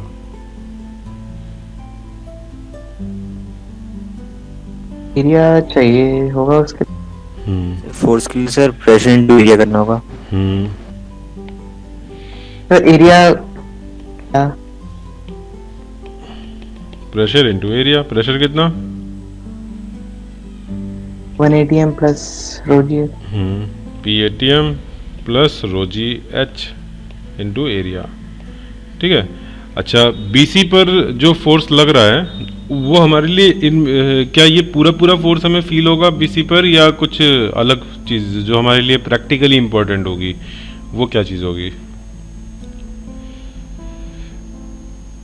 Sir can you repeat the question? हाँ, क्वेश्चन है कि ये जो BC पर फोर्स हमने निकाला, क्या ये पूरा पूरा फोर्स हमें इफेक्टिवली फील होगा, या इसका कोई एक बस पार्ट फील होगा? डेली लाइफ में, रूटीन में हमें कितने बड़े फोर्स के लिए इसको तैयार रखना चाहिए? एक ये कंटेनर है, इस कंटेनर का जो बेस है वो स्ट्रांग होना चाहिए ना इतने फोर्स को बियर करने के लिए। तो क्या इतने जो फोर्स हमने निकाला उस फोर्स के को बियर करने के लिए उसकी हमें मैन्युफैक्चरिंग करनी होगी, या कोई इतना बड़ा फोर्स ज़रूरत नहीं है, कोई इसका केवल छोटा सा पार्ट ही है जो हमारे लिए इम्पोर्टेंट है? सर सारा ही है। सारा ही होगा। अच्छा, तो जरा देखते हैं। मान लो कि ये 1 मीटर हाइट का लिक्विड है, कैलकुलेट करके देखते हैं कितना आ रहा है फोर्स। 1 मीटर हाइट है और वाटर है 10 पावर 3 लो इसका रो, ठीक है। और एरिया कितना ले लें? एरिया सपोज 1 मीटर स्क्वायर ले लेते हैं इजी रखने के लिए, ठीक। तो PATM कितना होता है? 10 power 5 plus 10 power 3 into 1 10 into 1, ठीक है, इंटू एरिया 1। ये हो गया 10 पावर 5 प्लस 10 पावर 4 इंटू 1, ठीक है। इंटू 1 तो हटाई दो, तो 10 पावर 5 प्लस 10 पावर 4 कितना हुआ? 10 to the power 9। Okay, Rutikesh ने 10 पावर 9 बताया। और कोई? प्लस है। नो सर 9 नहीं होगा सर, वो प्लस है, वो मल्टीप्लिकेशन में। हाँ, तो और कोई बताएगा आंसर? 10 अगर कॉमन ले लें तो आंसर बताओ मुझे क्या होगा? सर 10 की power 4 into 11 into 10 power 4 Newton, ठीक है, या 1.1 इंटू 10 पावर 5 न्यूटन, ठीक है। और इसको तुम क्या बोल सकते हो? 1,10,000 न्यूटन। क्या 1,10,000 newton force 1 meter square area पर एक्ट कर रहा है, तो इतना हमें स्ट्रांग रखना पड़ेगा इसको कि 1,10,000 न्यूटन। इतने की ज़रूरत नहीं है, ठीक है। कोई सोच सकता है इतने 1,10,000 के लिए हमें प्रिपेयर करने की ज़रूरत नहीं है, हमें केवल वाटर का जो वेट है उसकी ज़रूरत है, ठीक है। वाटर का जो रोजीएच जो प्रेशर आ रहा है बस उतने की ज़रूरत है, यानी कि 10 टू द पावर 4 हमारे लिए हमें प्रिपेयर करना है कि 10 पावर 4 न्यूटन का फोर्स वो बियर कर ले। 10 पावर 5 की क्यों नहीं है? क्योंकि ये तो हर जगह होता है, तुम्हारे सर पे लग रहा है इतना फोर्स, तो एटमॉस्फेरिक प्रेशर तुम्हें कुछ फील हो रहा है क्या? तुमने ऐसा लग रहा है कि बोझा उठा के चल रहे हो? मैंने कैलकुलेट करवाया था तुम लोगों को एक बार कि कितने ब्रिक्स का वेट के इक्वल है ये एटमॉस्फेरिक प्रेशर तुम्हारे सर के ऊपर, याद है? शुरू शुरू में शायद इस तरह का हमने किया था जब पहली बार एटमॉस्फेरिक प्रेशर के बारे में बात हुई थी तब। तो ये प्रेशर तो हर समय लग रहा है, ठीक है? ये हमारा सब तरफ से बैलेंस हो जाता है। अगर ऊपर से इतना लग रहा है तो नीचे से भी तो इतने 1 मीटर स्क्वायर पर ही एटमॉस्फेरिक प्रेशर लग रहा होगा, ठीक है? तो there is no need to worry about this 10 power 5। तो इम्पॉर्टेंट क्या होता है? रो जी एच, ठीक है? लेकिन हाँ, क्वेश्चन में नेट फोर्स अगर टोटल फोर्स पूछा है तो टोटल में हम जो तुमने ऐड करके बताया वही बताना है, ठीक है? नेट पूछा जाएगा तो नेट में तुम फिर बाहर से जो नीचे से अपवर्ड लग रहा होगा वो माइनस करोगे तो रो जी एच इंटू ए हो जाएगा। चलो अच्छा, अब ये बताओ सी डी पर अब तुम केवल रो जी एच को ही ले लो, पी एटमॉस्फेयर को मत लो, ठीक है? क्योंकि उस पर बाहर की तरफ से इधर से पी एटमॉस्फेयर का जो कैंसिलेशन हो जाएगा, ठीक है? इधर से जो लग रहा है पी एटमॉस्फेयर और इधर से जो लग रहा है पी एटमॉस्फेयर वाला पार्ट कैंसिल आउट हो जाएगा, ठीक है? तो उसको सोचने की जरूरत नहीं है। तो अभी हम लोग केवल सी डी वाले जो वॉल है उस पर गेज प्रेशर की वजह से निकालेंगे, जो एक्स्ट्रा प्रेशर है लिक्विड का उसकी वजह से फोर्स निकाल रहे हैं केवल, ठीक है? वो बताओ कितना निकलेगा? तो इसमें तो थोड़ा डिफरेंट लग रहा है। तो रो जी एच इंटू ए करने से क्यों गलत हो जाएगा? रो जी h into area l into h, ये फोर्स लिख दें तो ये गलत क्यों हो जा रहा है?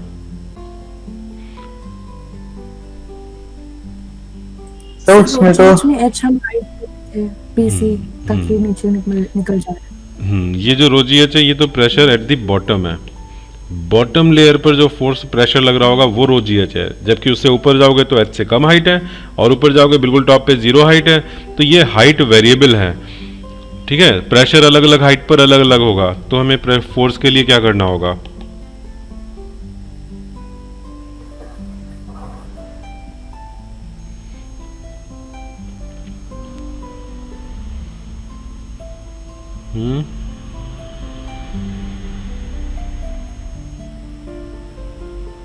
इंटीग्रेशन करेंगे वेरिएबल प्रेशर। ओके, इंटीग्रेशन किसका करें?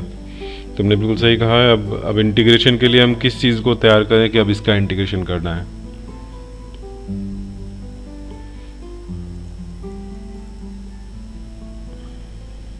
प्रेशर प्रेशर का इंटीग्रेशन कर दें ऐसे। अभी जरा ये देखो मैंने ऐसे लिख दिया इंटीग्रेशन पी। ये तो इस तरह का तो सिंबल ही जो है मीनिंगलेस है जब तक कि मैं कुछ यहाँ पर जैसे इंटीग्रेशन का सिंबल क्या होता है? इंटीग्रेशन डी एक्स, एक्स अगर वेरिएबल ऑफ इंटीग्रेशन है और यहाँ पर कोई फंक्शन रहता है, फंक्शन ऑफ एक्स, ठीक है? तब ये मीनिंगफुल होता है। तो मैं यहाँ पर क्या करूँ, किसके रेस्पेक्ट में इंटीग्रेट करना है? अगर तुम कह रहे हो प्रेशर को करना है तो सर रो जी एच का करेंगे, एच का वेरिएबल रो जी एच को करें वेरिएबल एच रख करके ऐसे। सर वेरिएबल dx हो जाएगा। dx, x कौन है? एच वेरिएबल है, प्रेशर तो एच कैपिटल एच या स्मॉल एच कुछ रखना होगा? स्मॉल एच मैंने यहाँ लिख दिया है बट स्मॉल एच हमारा डायग्राम में तो नहीं है। तो कैपिटल एच वेरिएबल है। देखो इस तरह से नहीं सोचते हम ये सोचते हैं कि ये जो वॉल है, मैं सीडी वाली पूरी वॉल बना दे रहा हूँ इस तरह से, ठीक है? उधर से कॉपी पेस्ट कर दिया है। इस वॉल पर हमें प्रॉब्लम क्या हो रही है टोटल फोर्स निकालने में कि अलग अलग हाइट पर प्रेशर अलग अलग है, ठीक है? मैं ऊपर से ले लेता हूँ डेप्थ y, ठीक है? तो डेप्थ y पर प्रेशर y पर डिपेंडेंट होगा। तो मैं ऐसे सारे पॉइंट्स जिनके लिए y सेम होगा अगर उनको मिला दूं तो क्या बनेगा? ऐसे सारे पॉइंट इस वॉल पे जिनके लिए डेप्थ इक्वल हो, y इक्वल हो, तो ऐसे पॉइंट्स मुझे कहाँ लाई करते हुए मिलेंगे? जो किस तरह की शेप बनेगी उन पॉइंट्स को मिलाने से?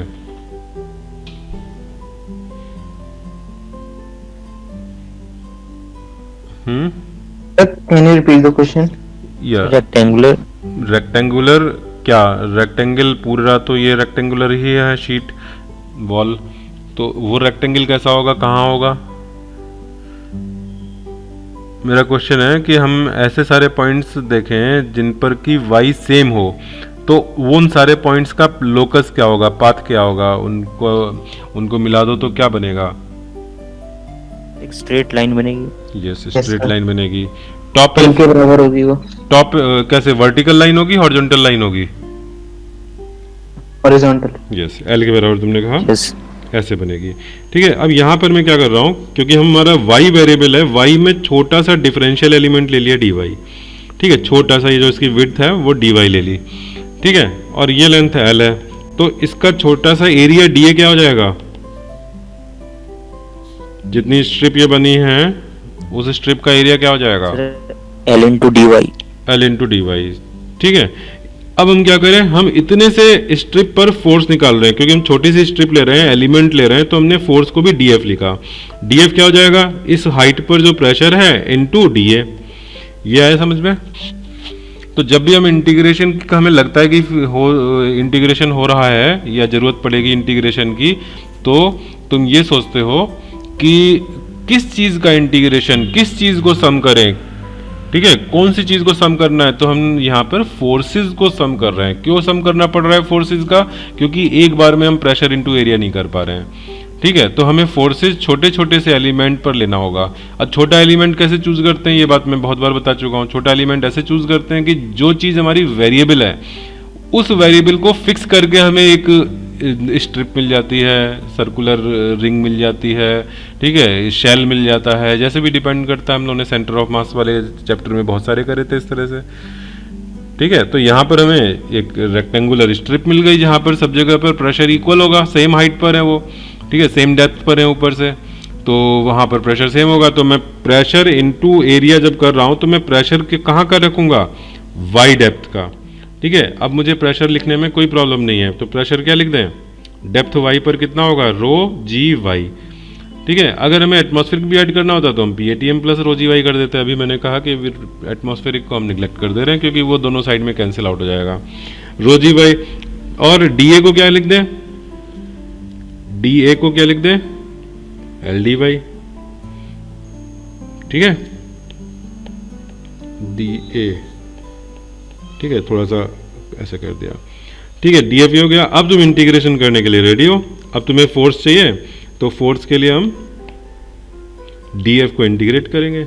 ठीक है, force is equal to integration DF, तो इंटीग्रेशन रो जी y l d y. Limit कहाँ से कहाँ तक? तो वेरिएबल को देखो, वेरिएबल कौन है? y है। y की वैल्यू स्टार्टिंग में कहाँ से? टॉप पॉइंट से 0 है। फाइनली कहाँ? h डेप्थ पर। ठीक है, इंटीग्रेशन में कौन बाहर आ जाएगा? रो जी एल बाहर आ जाएगा। y इंटीग्रेशन करोगे तो y स्क्वायर अपॉन 2 हो जाएगा, 0 टू कैपिटल H। तो रो जी एल और y की अपर लिमिट रखी और अब फिर -0 रखोगे तो उसको लिखने की जरूरत नहीं है, वो पूरे को 0 बना देगा। This is the formula for force.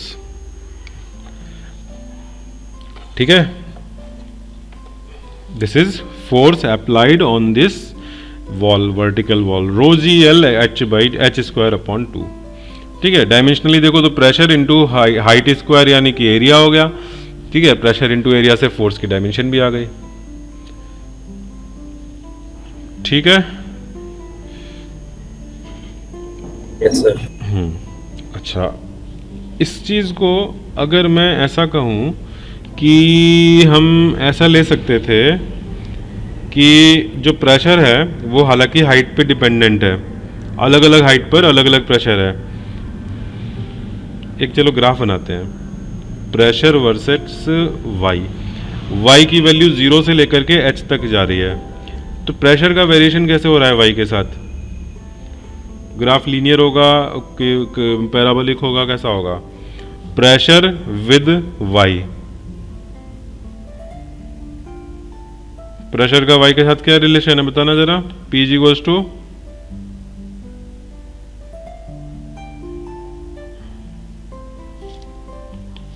क्या हुआ? तुम लोग ध्यान दे रहे हो कि नहीं? तो मैं तो बहुत बेसिक सी चीज पूछ रहा हूँ कि प्रेशर का y से क्या रिलेशन है। तो इंक्रीज, रिलेशन बताओ, उसको देख करके डिसाइड करेंगे।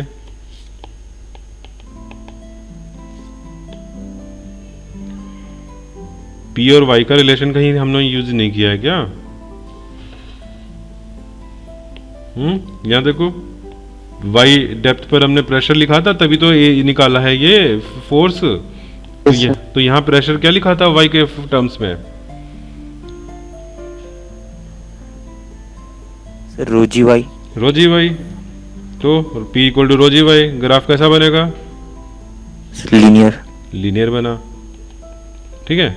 अच्छा, मैं एक गेस कर रहा हूँ कि ग्राफ लीनियर है, ये बात याद रखना है, मैं गेस नहीं कर रहा हूँ, मतलब ये फैक्ट बता रहा हूँ। लीनियर ग्राफ में तुम ऐसा कर सकते हो कि या तो इंटीग्रेशन करो जैसे हमने किया है यहाँ पर सामने फोर्स के लिए, या फिर हम एक काम और कर सकते हैं ऑल्टरनेटली कि हम फोर्स निकालने के लिए P इंटू एरिया, पूरा एरिया मल्टीप्लाई करें। ठीक है, ये हमने पहले रिजेक्ट कर दी थी इस अप्रोच को, लेकिन अब मैं कह रहा हूँ कि प्रेशर इंटू एरिया करें, लेकिन प्रेशर हम ले लें एवरेज प्रेशर। ठीक है, एवरेज प्रेशर। एक तुम्हें पैरेलल एग्जांपल बताता हूँ। हम लोगों ने एवरेज वेलोसिटी पढ़ी थी, ठीक है, याद है? तो वहाँ पर हम अगर मान लो इंस्टेंटेनियस वेलोसिटी हम लिखें तो v equals to D S by D T लिखते थे, और फिर उसके बाद D S is equals to V D T करते थे, और फिर s टोटल निकालना होता था तो इंटीग्रेशन वी डी टी हो जाता था। ठीक है, एक तो ये अप्रोच था कि तुम टोटल डिस्प्लेसमेंट निकालो। दूसरा तुम्हें ये भी पता है कि v average is equals to total s upon total time होता है। तो अगर s निकालने के लिए अगर तुम्हें v एवरेज पता हो तो तुम v एवरेज इंटू टी भी कर सकते हो, जो कि जिसमें इंटीग्रेशन नहीं करना पड़ा। लेकिन इसमें क्या लिमिटेशन है कि v एवरेज पता होना चाहिए, और v एवरेज अगर नहीं पता है तो फिर तो यही इंटीग्रेशन करके v एवरेज निकलता है कि पहले v ये इंटीग्रेशन करके s निकालते हो, फिर टाइम से डिवाइड करके हम v एवरेज निकालते हैं। तो अगर v एवरेज नहीं पता तब ये एवरेज ये तुम्हारे लिए अवेलेबल नहीं है ट्रिक, लेकिन v एवरेज पता हो तो तुम इंटीग्रेशन से ज़्यादा जल्दी इसमें कर लोगे। याद है तुम लोगों को, मैंने तुम लोगों को कुछ शॉर्टकट क्वेश्चंस कराए थे कि एक ट्रेन है, जीरो वेलोसिटी से स्टार्ट हुई, कांस्टेंट एक्सेलरेशन से चली, ठीक है, फिर स्पीड बढ़ते बढ़ते उसकी 60 किलोमीटर पर आवर हो गई 30 मिनट में, तो कितना डिस्टेंस चली, तो वहाँ पर हम लोग इनिशियल प्लस फाइनल अपॉन 2 करके एवरेज निकाल लेते थे। याद आई बात? मैंने u प्लस वी अपॉन, वैसे मैंने तुम लोगों को मना किया था v एवरेज के लिए ऐसे ऐड करके अपॉन 2 नहीं करते हैं कहा था, लेकिन कांस्टेंट एक्सेलरेशन में मैंने कहा था कि तुम ऐसे इनिशियल प्लस फाइनल अपॉन 2 कर सकते हो, और फिर उसको v एवरेज को total s upon total t कर सकते हो। ठीक है, तो वही चीज वो ऐसा क्यों कर पाए थे? क्योंकि कांस्टेंट एक्सेलरेशन था, और कांस्टेंट एक्सेलरेशन में vt का ग्राफ स्ट्रेट लाइन थी। ठीक है, कांस्टेंट एक्सेलरेशन की वजह से हम ऐसा कर पाए थे। ठीक है, वही फैक्ट मैं फिर से बोल रहा हूं। यहां प्रेशर y पर लीनियरली डिपेंडेंट है, तो प्रेशर की एवरेज वैल्यू कैसे निकलेगी? जैसे u प्लस वी अपॉन 2 किया, वैसे ही एंड पॉइंट देखो, एंड पॉइंट ये 0 है, यहां पर रो जी कैपिटल H है, ठीक है ना, कैपिटल H हाइट पर यहां पर वैल्यू क्या आएगी प्रेशर की? तो मैं जरा यहां पे लिख दे रहा हूं, इस पॉइंट का जो प्रेशर होगा वो होगा रो G capital H।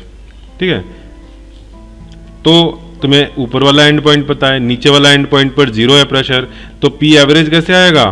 And points का प्रेशर ऐड कर दो और अपॉन 2 कर दो। ठीक है, तो रो जी एच बाई 2 हो गया, तो यहाँ रो जी एच अपॉन 2 रख दिया, और इंटू एरिया कितना? Area of the wall, L उसकी विड्थ थी, H हाइट थी। ठीक है, देखो ये दोनों सेम है कि नहीं है?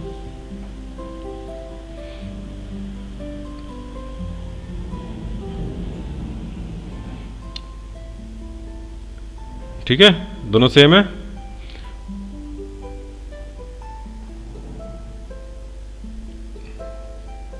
क्या हुआ तुम लोग बताओ तो, दिख रहा है कि नहीं दिख रहा है?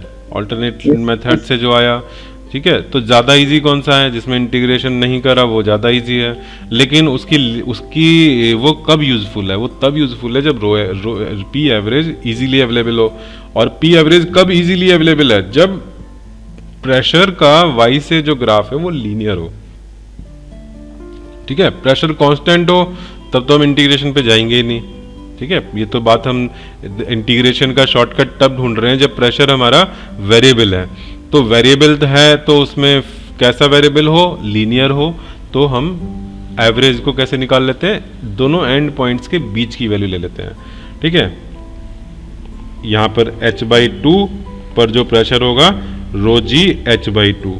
ठीक है, वो जो वैल्यू है वो एवरेज वैल्यू है। इसका क्या मतलब है, इसका मैं ग्राफ में भी मतलब बता देता हूँ। इसका मतलब है कि जो हमारा ये ब्लू कलर का ग्राफ बना हुआ है, दिख रहा है ना, जो अभी प्रेशर वर्सेस वाई का जो ग्राफ बना हुआ है ब्लू कलर का, उसके नीचे का जो एरिया है उतना ही एरिया आएगा अगर तुम ग्राफ जो हमारी एवरेज वैल्यू है उस पर कांस्टेंट ले लो। ठीक है, यानी कि ये चीज तुम्हें दिख रही है, एरिया सेम आएगा। एरिया, ये वाला एरिया और ये वाला एरिया क्या है, एक दूसरे के इक्वल होंगे। ठीक है, अगर ब्लू लाइन में तुम देखो एरिया, जस्ट ए मिनट, मैं मान लो यहां पर एरियाज का नाम ले लेता हूं जरा, एक सेकेंड।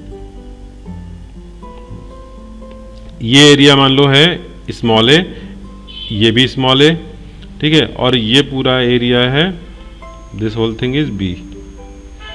ठीक है, मान लो तो ब्लू के नीचे कितना एरिया है, ब्लू के नीचे कितना बड़ा एरिया है, ए प्लस बी। ठीक है, और जो ग्रीन ग्राफ है, ग्रीन लाइन मैंने रो जी एच बाई 2 पे बनाई, उसके नीचे कितना एरिया है, वो भी ए प्लस बी है। ठीक है, तो अगर दोनों के नीचे एरिया सेम है तो इसका मतलब कि हम जब इंटीग्रेट करके वो फोर्स निकाल रहे हैं वो तुम चाहे ट्रायंगल में इंटीग्रेट करके निकाल रहे हो या इस हॉरिजॉन्टल लाइन के नीचे का ले रहे हो, दोनों में सेम आ रहा है। ठीक है, तो एवरेज वैल्यू को से फायदा क्या होता है, हम ये मान लेते हैं कि over whole area this pressure is constant. ठीक है, जबकि कांस्टेंट नहीं है लेकिन हमने एवरेज ले लिया है तो हम कांस्टेंट से डील कर सकते हैं। ऐसा ही हम वेलोसिटी में करते थे। वेलोसिटी चाहे कितनी भी वेरिएबल हो, किसी भी तरह से वेरिएबल हो, वेलोसिटी वर्सेस टाइम, अगर मुझे वी एवरेज पता है, इसमें हाफ करके नहीं निकलने वाला, लेकिन मान लो मुझे वैल्यू एवरेज पता है तो मैं ऐसे ट्रीट करूंगा कि ये कांस्टेंट एवरेज वेलोसिटी से चल रहा है और उसमें भी सेम डिस्प्लेसमेंट आएगा। ठीक है, तो हम या तो इंटीग्रेशन वी डी टी करें या V average into total time interval कर दें। ठीक है, दोनों से हमें सेम आंसर मिलेगा डिस्प्लेसमेंट का। तो अगर वी एवरेज अवेलेबल हो तब ये काम हमारा बहुत इजीली हो जाता है, लेकिन वी एवरेज हर जगह अवेलेबल नहीं होता है, तो ऐसा नहीं कि तुम हर जगह ये शॉर्टकट लगा पाओ। लेकिन वी एवरेज कहाँ इजीली अवेलेबल हो जाता है, जब लीनियर वेरिएशन हो। ठीक है, तो कुछ नोट करना है क्या, बताओ, यहाँ पे कुछ नोट करना है। ये मैंने वेलोसिटी वाला तुम्हें पैरेलल में कुछ बताया, इधर रफ वर्क में लिखना चाहो तो लिख लो।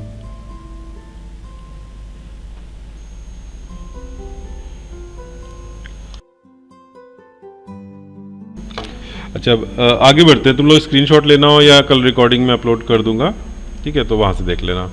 अब तीसरा पार्ट इसमें था, तीसरा या दूसरा पार्ट था कि इसका पॉइंट ऑफ एप्लीकेशन कहाँ पर होगा। तो पहली चीज तो पॉइंट ऑफ एप्लीकेशन कोई एक जगह थोड़ी है, प्रेशर तो हर जगह लग रहा है, तो छोटे छोटे स्ट्रिप में हर जगह पे फोर्स लग रहा है। तो ये एक्चुअली इक्विवेलेंट जो मतलब हम अगर एज्यूम करें कि ये जो पूरा लिक्विड है वो किस तरह से फोर्स लगा रहा है, हालांकि वो तो पूरे में डिस्ट्रीब्यूटेड है, लेकिन कहाँ ज़्यादा डिस्ट्रीब्यूटेड है कहाँ कम है, जरा बताओ। टॉप में अगर मैं कोई स्ट्रिप लूँ तो मान लो ये मैंने स्ट्रिप ली और उतना ही एरिया की नीचे स्ट्रिप ली, कहाँ पे ज़्यादा फोर्स लग रहा होगा।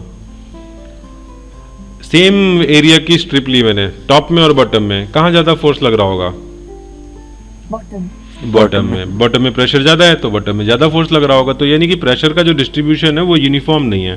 प्रेशर का मैं अगर डिस्ट्रीब्यूशन बनाऊं तो प्रेशर को छोटे छोटे से, ये मैं प्रेशर को थोड़ा दूसरे कलर से यूज कर लेते हैं। प्रेशर का ये मैं ज्योमेट्रिकल एक रिप्रेजेंटेशन कर रहा हूँ, ठीक है। ये प्रेशर डिस्ट्रीब्यूशन बता रहा है कि प्रेशर किस तरह से डिस्ट्रीब्यूट हो रहा है, ठीक है। लास्ट में जाके क्या हो गया, प्रेशर जीरो हो गया। और ये जो प्रेशर का डिस्ट्रीब्यूशन है ये मैंने लीनियरली बनाया कि लीनियरली डिक्रीज हो रहा है। बॉटम में रो जी कैपिटल एच, उसके ऊपर किसी जगह पे देखो तो रो जी वाई ऊपर से हाइट, और टॉप में जाके जीरो, ठीक है। तो ये प्रेशर का डिस्ट्रीब्यूशन है, यानी कि प्रेशर ज़्यादा नीचे है तो नीचे एरिया, नीचे फोर्स का कंट्रीब्यूशन ज़्यादा है, ऊपर कम है। तो अगर मैं बिल्कुल मिडिल पॉइंट देखूँ तो बिल्कुल मिडिल पॉइंट पर ये नेट फोर्स एक्ट नहीं कर रहा है। फोर्स का जो, अगर इसका हम इसके इक्विवेलेंट एक डायग्राम बनाएं,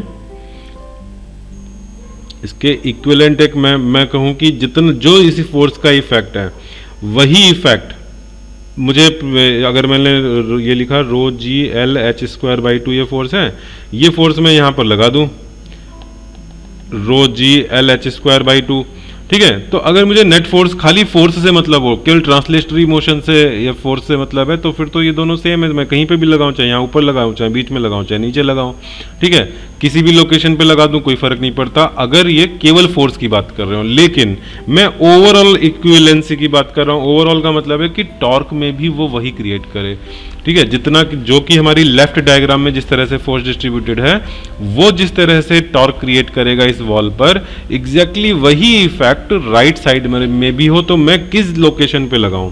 मान लो कि मैंने एक एज्यूम किया कि ऊपर से स्मॉल h डिस्टेंस पर अगर मैं ये वाला फोर्स लगा दूं F, तो ये उतना ही टॉर्क क्रिएट करेगा जितना कि लेफ्ट साइड में जो मैंने डायग्राम बनाया है, एक्चुअल जो डिस्ट्रीब्यूशन है फोर्स का, वो जितना क्रिएट कर रहा है टॉर्क, ठीक है। तो अब मैं लेफ्ट साइड वाले का टॉर्क निकाल लेता हूं और राइट साइड वाले का भी टॉर्क निकाल लूं, जिसमें कि F की मैं ये वैल्यू रखूंगा, और उनको इक्वेट कर दें दोनों टॉर्क को, दोनों टॉर्क इक्वेट करके H की वैल्यू आ जाएगी, ठीक है। तो वो पॉइंट ऑफ एप्लीकेशन पता लग जाएगा कि कहाँ पर इक्विवेलेंट फोर्स हमें लगाना चाहिए, ठीक है। तो कैसे हम करते हैं, दोनों सिचुएशन के टॉर्क को इक्वेट करके करते हैं हम लोकेशन निकालने का काम, ठीक है। ये बात समझ में आ गई सबको? अब टॉर्क निकालना कैसे है तो उस पर आते हैं। तो यहां पर मैं फिर से वही काम कर रहा हूं, एक स्ट्रिप ले लेता हूं टॉप से, मान लो मैं इस ओ पॉइंट के अबाउट में टॉर्क की बात कर रहा हूं, ठीक है। यहां पर भी टॉप में ले लिया वो पॉइंट, और वहां से नीचे मैं वाई डेप्थ पर और डी वाई विड्थ का, डी वाई हाइट स्ट्रिप की हाइट है, उसका मैं देख रहा हूं कि उस पर जो फोर्स लग रहा है वो कितना टॉर्क क्रिएट कर रहा है अबाउट ओ, ठीक है। तो डी टाउ लिखते हैं जरा। डी टाउ क्या होगा? फोर्स जो लगेगा D F into perpendicular distance Y. Understood?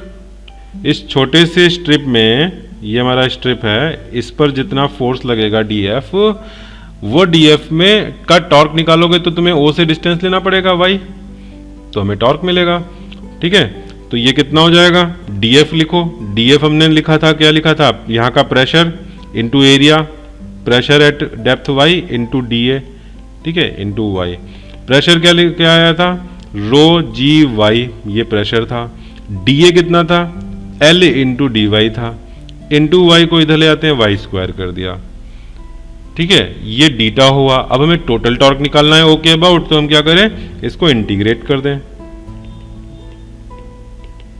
तो रो जी y square l d y, अच्छा एल को तो हम कांस्टेंट है तो थोड़ा सा एल ऐसे ले लेते हैं, वाई स्क्वायर डी वाई, ठीक है। इंटीग्रेशन से बाहर कांस्टेंट टर्म्स ले लेते हैं, और इंटीग्रेशन 0 से अगेन कैपिटल एच तक करोगे तो ये कितना आ रहा है? Rho G L h cube by 3 आ रहा है। कोई दिक्कत तो नहीं है? अब हाँ, अब ऊपर से जरा हम राइट साइड वाले का टॉर्क निकालते हैं। राइट साइड में तो बहुत इजी है, सीधे फोर्स इंटू एच करना है। तो rho G L h square upon 2 तो फोर्स है, इंटू एच कर दिया, ठीक है। अब इन दोनों को तुम इक्वेट कर दो, rho G L h square by 2 into h, ठीक है। तो रो जी एल कैंसिल हो गया, एच स्क्वायर से ये क्यूब कैंसिल हो गया, तो small H is equal to 2/3 capital H आया। तो हम जो ये फोर्स लग रहा है इस वाटर का वॉल पर, वो हम मान सकते हैं कि 2/3 कैपिटल एच डेप्थ पर हम उसके इक्विवेलेंट जो टोटल फोर्स हमने कैलकुलेट किया था उसको यहाँ पर लगा दें, ठीक है। तो ये पॉइंट ऑफ एप्लीकेशन हो गया फोर्स का, ठीक है। एक्चुअल में तो डिस्ट्रीब्यूटेड लग रहा है, हर जगह लग रहा है, लेकिन उसका जो इफेक्ट है वो हम एक सिंपल से ये total force rho G L h square upon 2 और उसकी लोकेशन 2/3h पे लगा करके उससे रिप्लेस कर सकते हैं। जैसे इक्विवेलेंट रेजिस्टेंस होता है सर्किट में कि उस सारे सर्किट को हटा के एक वो इक्विवेलेंट रेजिस्टेंस सिंगल लगा दो तो सोचना सिंपल हो जाता है, इजी हो जाता है, ठीक है। वैसे यहाँ पर ये इक्विवेलेंट फोर्स हो गया। फोर्स के बारे में हमें दो बातें चाहिए, पहला फोर्स का मैग्नीट्यूड, दूसरा फोर्स का डायरेक्शन, तीसरा फोर्स का पोजीशन, कहाँ पर अप्लाई हो रहा है, ठीक है। तो डायरेक्शन तो कोई दिक्कत ही नहीं है, डायरेक्शन तो सभी जो छोटे छोटे डीएफ लग रहे हैं सेम डायरेक्शन में लग रहे हैं, तो ऐड होकर के भी उसी डायरेक्शन में लगेंगे, ठीक है। तो तीनों बातें समझ में आ गई? हाँ सर, जो लेफ्ट वाला इंटीग्रेशन वाला पार्ट है सर, उसको फिर से बता दीजिए प्लीज। हाँ, उसमें इंटीग्रेशन करना नहीं हो पा रहा है या इंटीग्रेशन से पहले की प्रॉब्लम? इंटीग्रेशन से पहले की प्रॉब्लम। ओके, तो मैंने डी टाउ लिखा है उसमें, देखो जरा, डी टाउ को डी एफ इंटू वाई लिखा है, वो समझ में आया? ये स्टेप बोलो, तुम्हें याद है टॉर्क क्या होता है?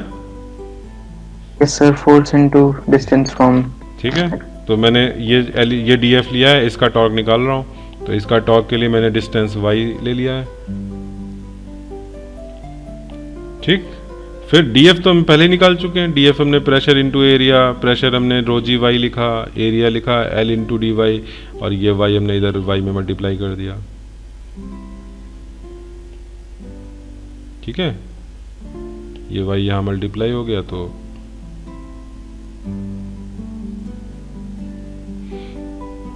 ठीक, उसके बाद तो अच्छा, ये हमारा हो गया। अब इस तरह का सिचुएशन जहाँ पर कि डेंसिटी सेम थी, तो हमें बड़ा इजी हो गया था कि प्रेशर हमारा लीनियरली वाई से वेरी कर रहा था। ठीक है, लेकिन कहीं पर ऐसा भी हो सकता है कि डेंसिटी हमारी वेरिएबल हो, डेंसिटी खुद वाई पे डिपेंड कर रही हो, कोई दिक्कत नहीं है, यहाँ पे रो वाई का फंक्शन हो जाएगा, इंटीग्रेशन में रो भी इंटीग्रेट हो जाएगा। ठीक है, जो हमने रो लिखा है चाहे फोर्स के कैलकुलेशन में, टाउ के कैलकुलेशन में, तो इस रो को खुद वाई का फंक्शन हो जाएगा, तो रो बाहर नहीं निकलेगा, अंदर रहेगा, फिर वाई के टर्म्स में लिख के इंटीग्रेशन में उसको कर लोगे। ठीक है, तो उससे भी कोई दिक्कत नहीं है अगर हमारा डेंसिटी वाई का फंक्शन दिया हुआ है तो। चलो नेक्स्ट लेते हैं।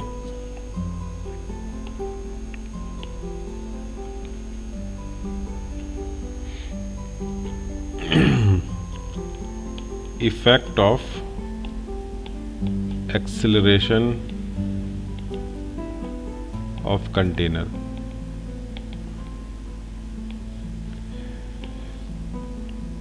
ये कंटेनर है, इस कंटेनर में लिक्विड है, ये कंटेनर हम इधर एक्सेलरेट करा रहे हैं ए नॉट से।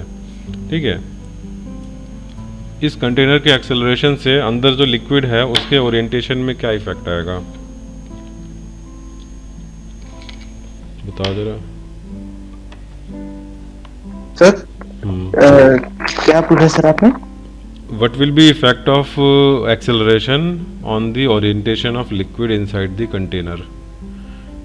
कुछ चेंज होगा लिक्विड में? ये लिक्विड Yes, sir. क्या होगा? सर सीडो फोर्स लगेगा तो सर लिक्विड लेफ्ट की तरफ भागने लगेगा, तो एक ट्रायंगल टाइप का फॉर्म कर देगा वो टॉप पे, स्लोप टाइप। यस, तो लिक्विड की जो सरफेस है वो कुछ एंगल पर आ जाएगी, कुछ ऐसा एंगल। ठीक है, अच्छा ये बताओ, यहाँ एक ट्रायंगल बन रहा है, यहाँ एक ट्रायंगल बन रहा है, इन ये दोनों ट्रायंगल कॉन्ग्रुएंट होने चाहिए या नहीं होने चाहिए? होने चाहिए। अच्छा, रीजन?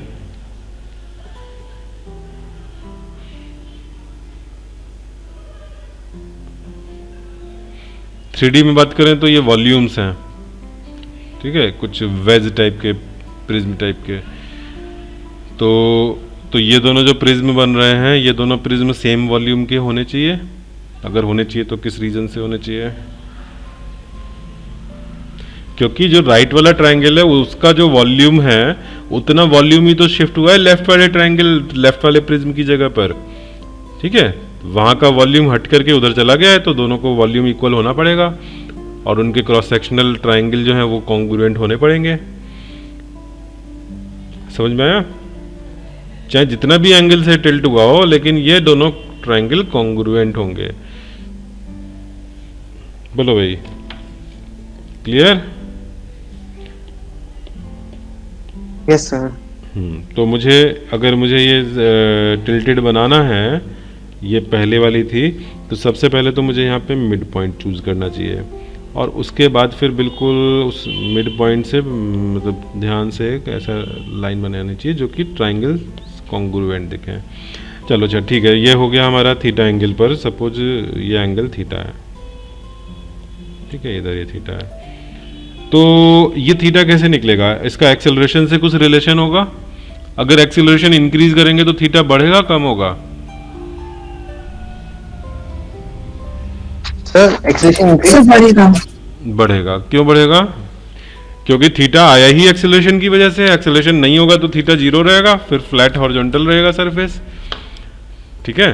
तो जब किसी चीज़ की का जो कॉज होता है, कॉज को बढ़ाते हैं तो वो इफेक्ट बढ़ता ही है। ठीक है, कभी ऐसा नहीं होता कि कॉज को बढ़ाया और इफेक्ट कम हो जाए, क्योंकि कॉज ही तो उसको ला रहा है।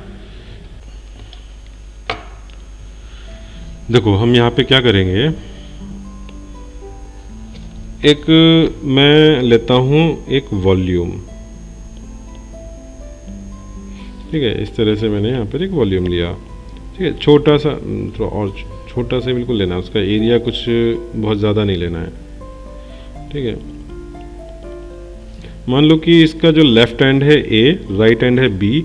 लेफ्ट एंड हमारा वाई ए हाइट पर फ्री सरफेस से, और राइट एंड जो है वो वाई बी हाइट पर है। ठीक है, डेप्थ पर, हाइट नहीं डेप्थ। और ए बी जो डिस्टेंस है वो एल है। ठीक, तो ये बताओ कि टेन थीटा क्या हो जाएगा। टेन थीटा लिख सकते हो,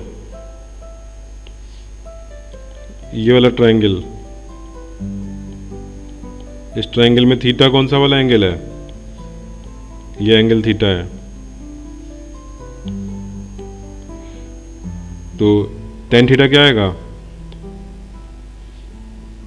sir? Y A minus Y B upon l. Upon l. ठीक है, अब इनकी वैल्यू ये हमें कहीं से मिल जाए तो हम निकाल लेंगे थीटा। ठीक है, अच्छा अब ये बताओ कि, हाँ अब ये बताओ कि यहाँ पे पॉइंट ले लेते हैं हम P और यहाँ पे ले लेते हैं Q। तो प्रेशर एट P कितना है और प्रेशर एट Q कितना है? फ्री सरफेस है, ऐसे लिख सकते हैं। सर सेम होगा PATM। यस, PATM होगा। अब PA के लिए हम P एट P में क्या ऐड करें? P से वाई ए डेप्थ पर है तो रो जी वाई ए लिख दें, बोलो ये लिख दें। और पी बी क्या लिख दें? Pressure at Q plus rho ji Y B. और पी पी को PATM लिख दिया, और पी क्यू को भी PATM लिख दिया। ठीक है, बताओ समझ में आया ये चीज? अब मैं क्या कर रहा हूँ, अब मैं ये जो छोटा सा मैंने सिलेंडर बनाया था, उस सिलेंडर को मैं बाहर जब मैग्नीफाई करके बना देता हूँ, और इस पर जरा फोर्स लिखते हैं। सपोज इसका जो क्रॉस सेक्शनल एरिया है उसको डेल्टा ए कह दो, कि डेल्टा ए इसका ये क्रॉस सेक्शनल एरिया है। ठीक है, delta A cross sectional area. तो इस पर ए और बी दोनों पर जो फोर्स लग रहे होंगे, F at A F at B, इनकी वैल्यू बताओ। एफ एट ए क्या होगा? Pressure at A into area होगा, एंड प्रेशर एट ए कितना है? PATM plus rho ji Y A into delta A. इसी तरह से एफ एट बी देखो, pressure at B delta A which is PATM plus rho ji Y B into delta A. अब F ए और F B का क्या करें? अब हम इस जो ये हमने वॉल्यूम लिया है, हमारा सिस्टम है ये जो हमने वॉल्यूम लिया है, लिक्विड का ही वॉल्यूम है, कोई अलग से यहाँ रॉड नहीं पड़ी हुई है। ये लिक्विड का में ही हमने एक इमेजिनरी पार्ट लिया है, पूरे जैसे बाहर लिक्विड है वैसे ही वहाँ लिक्विड है। ठीक है, इस लिक्विड में कोई एक्सेलरेशन है या इक्विलिब्रियम में है? ये F A F B cancel out हो जाएंगे या इनको कुछ एक्सेलरेशन दे रहे हैं? जो मेरा सिस्टम है ये एक्सेलरेटेड है या इक्विलिब्रियम में है?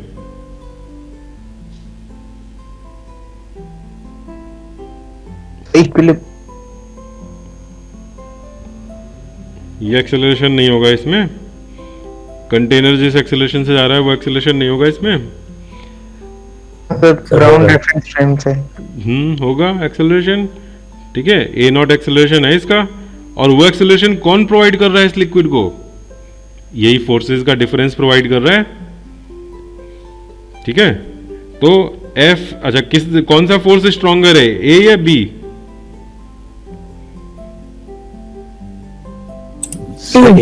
ए। तो F A minus F B equal to इसका जो मास होगा into acceleration A naught. Mass कितना होगा इसका? वो डेंसिटी इनटू वॉल्यूम। वॉल्यूम कितना होगा इसका? A delta A into length into a naught, ऐसे लिख दें। ठीक, और F A minus F B जो हमने ऊपर निकाले हैं, एफ ए और एफ बी, वहां से माइनस करोगे तो पता है क्या आएगा? Rho ji Y A minus Y B delta A. सबको दिख रहा है क्या? जब मैं यहाँ पर F A minus F B करूँगा, ये इनमें माइनस करूँगा तो पी ए टी एम तो कैंसिल हो जाएगा माइनस करने में। Rho ji Y A delta A minus rho ji Y B delta B, तो जो कॉमन है वो हटा दो, तो ये कॉमन वाला part row ji delta A और अंदर Y A minus Y B हो गया। ठीक है, अब यहाँ से क्या करें, रो जी कैंसिल, रो कैंसिल हो रहा है और Y A minus Y B नहीं हो रहा है, डेल्टा ए कैंसिल हो रहा है। ठीक है, यहाँ से क्या पता लगा, Y A minus Y B is equals to L A naught. अच्छा, इधर जी कहाँ गायब हो गया, जी भी तो लिखना था, जी है इधर लेफ्ट साइड में जी है। ठीक है, अब मुझे देखो टेन थीटा क्या है, ऊपर हमने लिखा हुआ है y A minus Y B upon l, क्या आ गया ये ratio, a naught by g आ गया।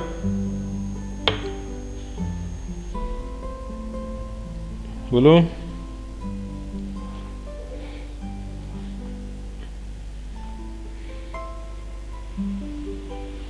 बोलो भाई, समझ में आ गया?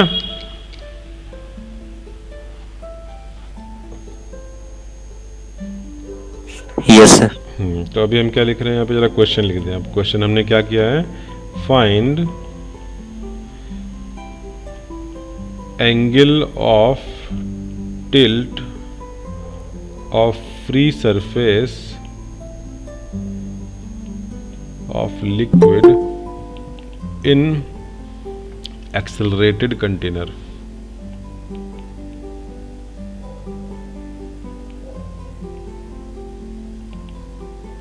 ठीक है, और ये मैंने मेथड 1 से बताया अभी। ठीक है, समझ में आया था सबको? एक बार मैं रिपीट कर देता हूँ हमने, हाँ क्या किया मैं रिपीट कर देता हूँ, बोलो Reema. Sir F A minus F B equals to M A naught कैसे आया था, एक बार बता दीजिए। अच्छा, net force equal to M A naught, ये न्यूटन सेकंड लॉ होता है। हमने अपना सिस्टम चूज किया है, सिस्टम पर नेट फोर्स देखा, नेट फोर्स से एम ए नॉट लिख दिया।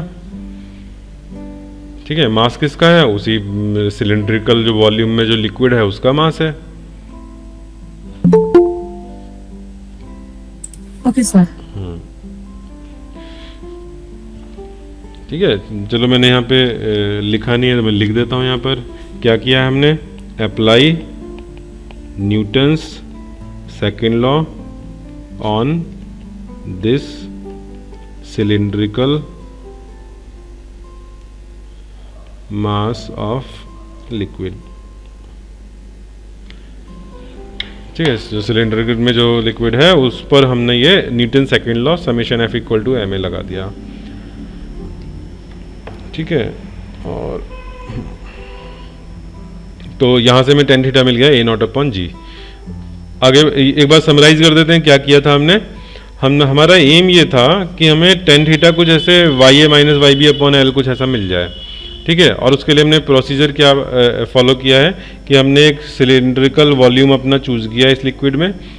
ठीक है, और वो क्योंकि इधर एक्सेलरेट कर रहा है तो मुझे इस पर नेट फोर्स अगर हॉरिजॉन्टल मिल जाए तो उसको हम एम ए नॉट लिख सकते हैं। और नेट फोर्स के लिए हमें देखना है कि इधर से जो प्रेशर और इधर से जो प्रेशर जो फोर्स लगाएंगे, तो प्रेशर निकाल लिया ए और बी पर, और उनसे हमने एफ एफ भी निकाल लिया, फिर उनके डिफरेंस से हमने एम ए नॉट रख दिया, वहाँ से मुझे ये टेन थीटा मिल गया। ठीक है, ये प्रोसीजर मैं और भी जगह इसको फॉलो करूंगा। लिक्विड रोटेट हो रहा हो, कंटेनर अगर अपनी एक्सिस पर रोटेट हो रहा हो, तब वहाँ पर भी हमारा प्रेशर डिफरेंस कुछ होता है, सेंट्रीपिटल सेंट्रीफ्यूगल फोर्सेस वहाँ पर एक्ट करते हैं। ठीक है, तो एक तो ये हो गया। एक मेथड और लेते हैं यहाँ पर, फिर मैं क्लास ओवर करता हूँ। Method number 2। मेथड 2 में क्या है कि हम एक प्रिंसिपल ये लेंगे कि फ्री सरफेस, जो ओरिएंटेशन ऑफ फ्री सरफेस है, free surface of liquid always lies या always orient itself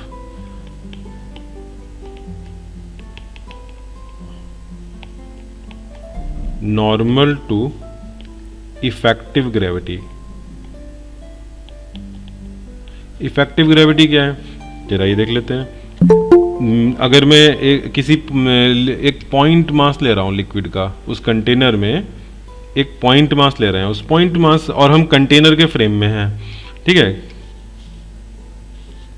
consider a point mass of liquid from the reference frame of container. Container में बैठ करके इफेक्टिव ग्रेविटी की बात आती है, जिससे लिफ्ट में बैठ के हम जब ऑब्जर्व कर रहे होते हैं तो वहाँ इफेक्टिव ग्रेविटी G माइनस ए या G प्लस ए हो जाती है वैसे। ठीक है, तो अब कंटेनर तो इधर जा रहा है ए नॉट से, तो कंटेनर पे बैठ जाओगे तो इस पर इस तरफ फोर्स लगेगा एम ए नॉट और इधर लगेगा एम जी। और अगर मैं ये तो फोर्स के टर्म्स में बात करी, अगर एक्सेलरेशन के टर्म्स में बात करूँ तो मैं क्या लिखूंगा, एक्सेलरेशन के टर्म्स में इधर ए नॉट और उधर जी। ठीक है, तो इफेक्टिव ग्रेविटी इनका किधर आएगा, इफेक्टिव ग्रेविटी के लिए इनका वेक्टर एडिशन कर दें, ऐसा होगा। इसको थीटा ले लेते हैं, बोलो समझ में आया क्या? मैं यहाँ पे जो बना रहा हूँ वो चीज़ समझ में आ गई। अब मैं यहाँ पे अगर टेन थीटा देखूँ तो टेन थीटा सामने ये ए है और वर्टिकल वाला जी है। ठीक है, वर्टिकल वाला जी है, वेक्टर हॉरिजॉन्टल वाला ए है, तो tan theta equal to a by g आया। लेकिन अभी मैंने इस थीटा को फ्री सरफेस से रिलेट नहीं किया, वो अब रिलेट करूंगा। अभी तो मैंने एंगल जी इफेक्टिव का बताया है, अभी तो मैंने जी इफेक्टिव का एंगल बताया वर्टिकल से। अब मैंने ऊपर क्या लिखा है, फ्री सरफेस कहाँ होती है, जी इफेक्टिव के परपेंडिकुलर होती है। ठीक है, तो मैं फ्री सरफेस यहां पर बना देता हूं इसके परपेंडिकुलर। ठीक, थोड़ा सा ये टेन थीटा हटाना पड़ेगा यहां से, ऐसे है फ्री सरफेस। ठीक है, tan theta is equal to a by g यहां लिख दिया। अब मान लो मैं यहाँ पर मुझे क्या चाहिए, मुझे इस फ्री सरफेस का एंगल चाहिए कि हॉरिजॉन्टल से कितने एंगल पर है। मान लो कि इसको मैं फाई बोल रहा हूँ, तो फाई और जी में रिलेशन देख सकते हो, फाई और जी में क्या रिलेशन आएगा, ये फाई तो ये क्या हो जाएगा 90 माइनस फाई, और ये एंगल कितना होना है, टोटल 90 होना है, तो theta plus 90 minus phi should be 90। ये दोनों एंगल का सम 90 होना है, 90 90 cancel, theta equal to phi. ठीक है, तो ये तो फाई हमारा हो गया angle of the free surface from horizontal. तो ये थीटा से रिलेट भी हो गया, तो जो हमने टेन थीटा ए बाई जी लिखा है वही थीटा हमारा फ्री सरफेस का हॉरिजॉन्टल से इंक्लिनेशन हो गया। ठीक है, अगर ये कंटेनर मूविंग नहीं होता तो जी इफेक्टिव किधर होता, कंटेनर स्टेशनरी रखा है या कांस्टेंट वेलोसिटी से चल रहा है तो जी इफेक्टिव वर्टिकल होता, तो उसमें फ्री सरफेस कैसे रहती है, उस वर्टिकल के परपेंडिकुलर रहती है। ठीक है, अच्छा एक और चीज हम लोगों ने एक रूल पढ़ा था कि in liquid in equilibrium, static liquid में pressure at same height same horizontal level पर सेम होता है, प्रेशर कांस्टेंट प्रेशर होता है। ठीक है, ये नोट कर लिया, अभी नोट हो गया, ये क्लास का टाइम भी हो गया फिनिश, तो जस्ट मैं समराइज कर रहा हूँ। मैं नेक्स्ट पेज पे जा रहा हूँ। स्टेशनरी कंटेनर,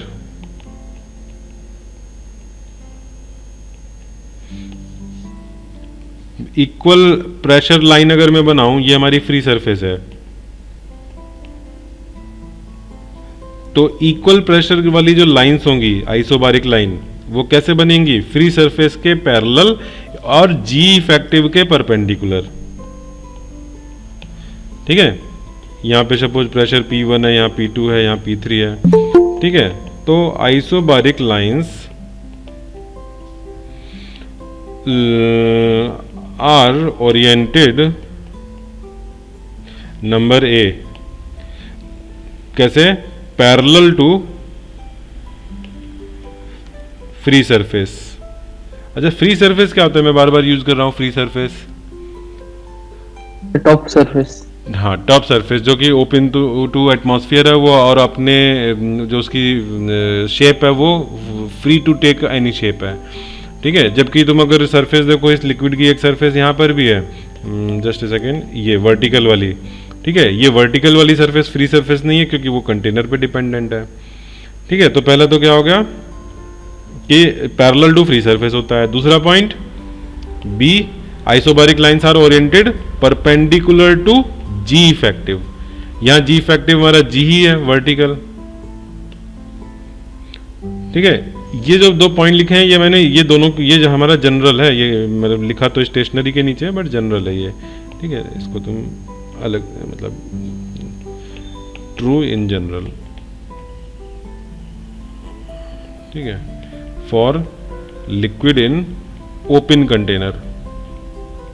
अब वो कंटेनर एक्सेलरेटिंग हो या ना हो, सबके लिए ट्रू है, ठीक है। अब यही चीज अगर तुम एक्सेलरेटेड कंटेनर में लगा दो, एक्सेलरेटेड कंटेनर, तो एक्सेलरेटेड कंटेनर में अभी हमने देखा कि अगर एक्सेलरेशन ऐसा हो तो ये फ्री सरफेस हो गई, ठीक है। और जी इफेक्टिव कैसा हो गया, उसके परपेंडिकुलर हो गया जी इफेक्टिव। तो हमारा प्रेशर, इक्वल प्रेशर लाइंस कैसे होंगी, फ्री सरफेस के parallel, these are isobaric lines.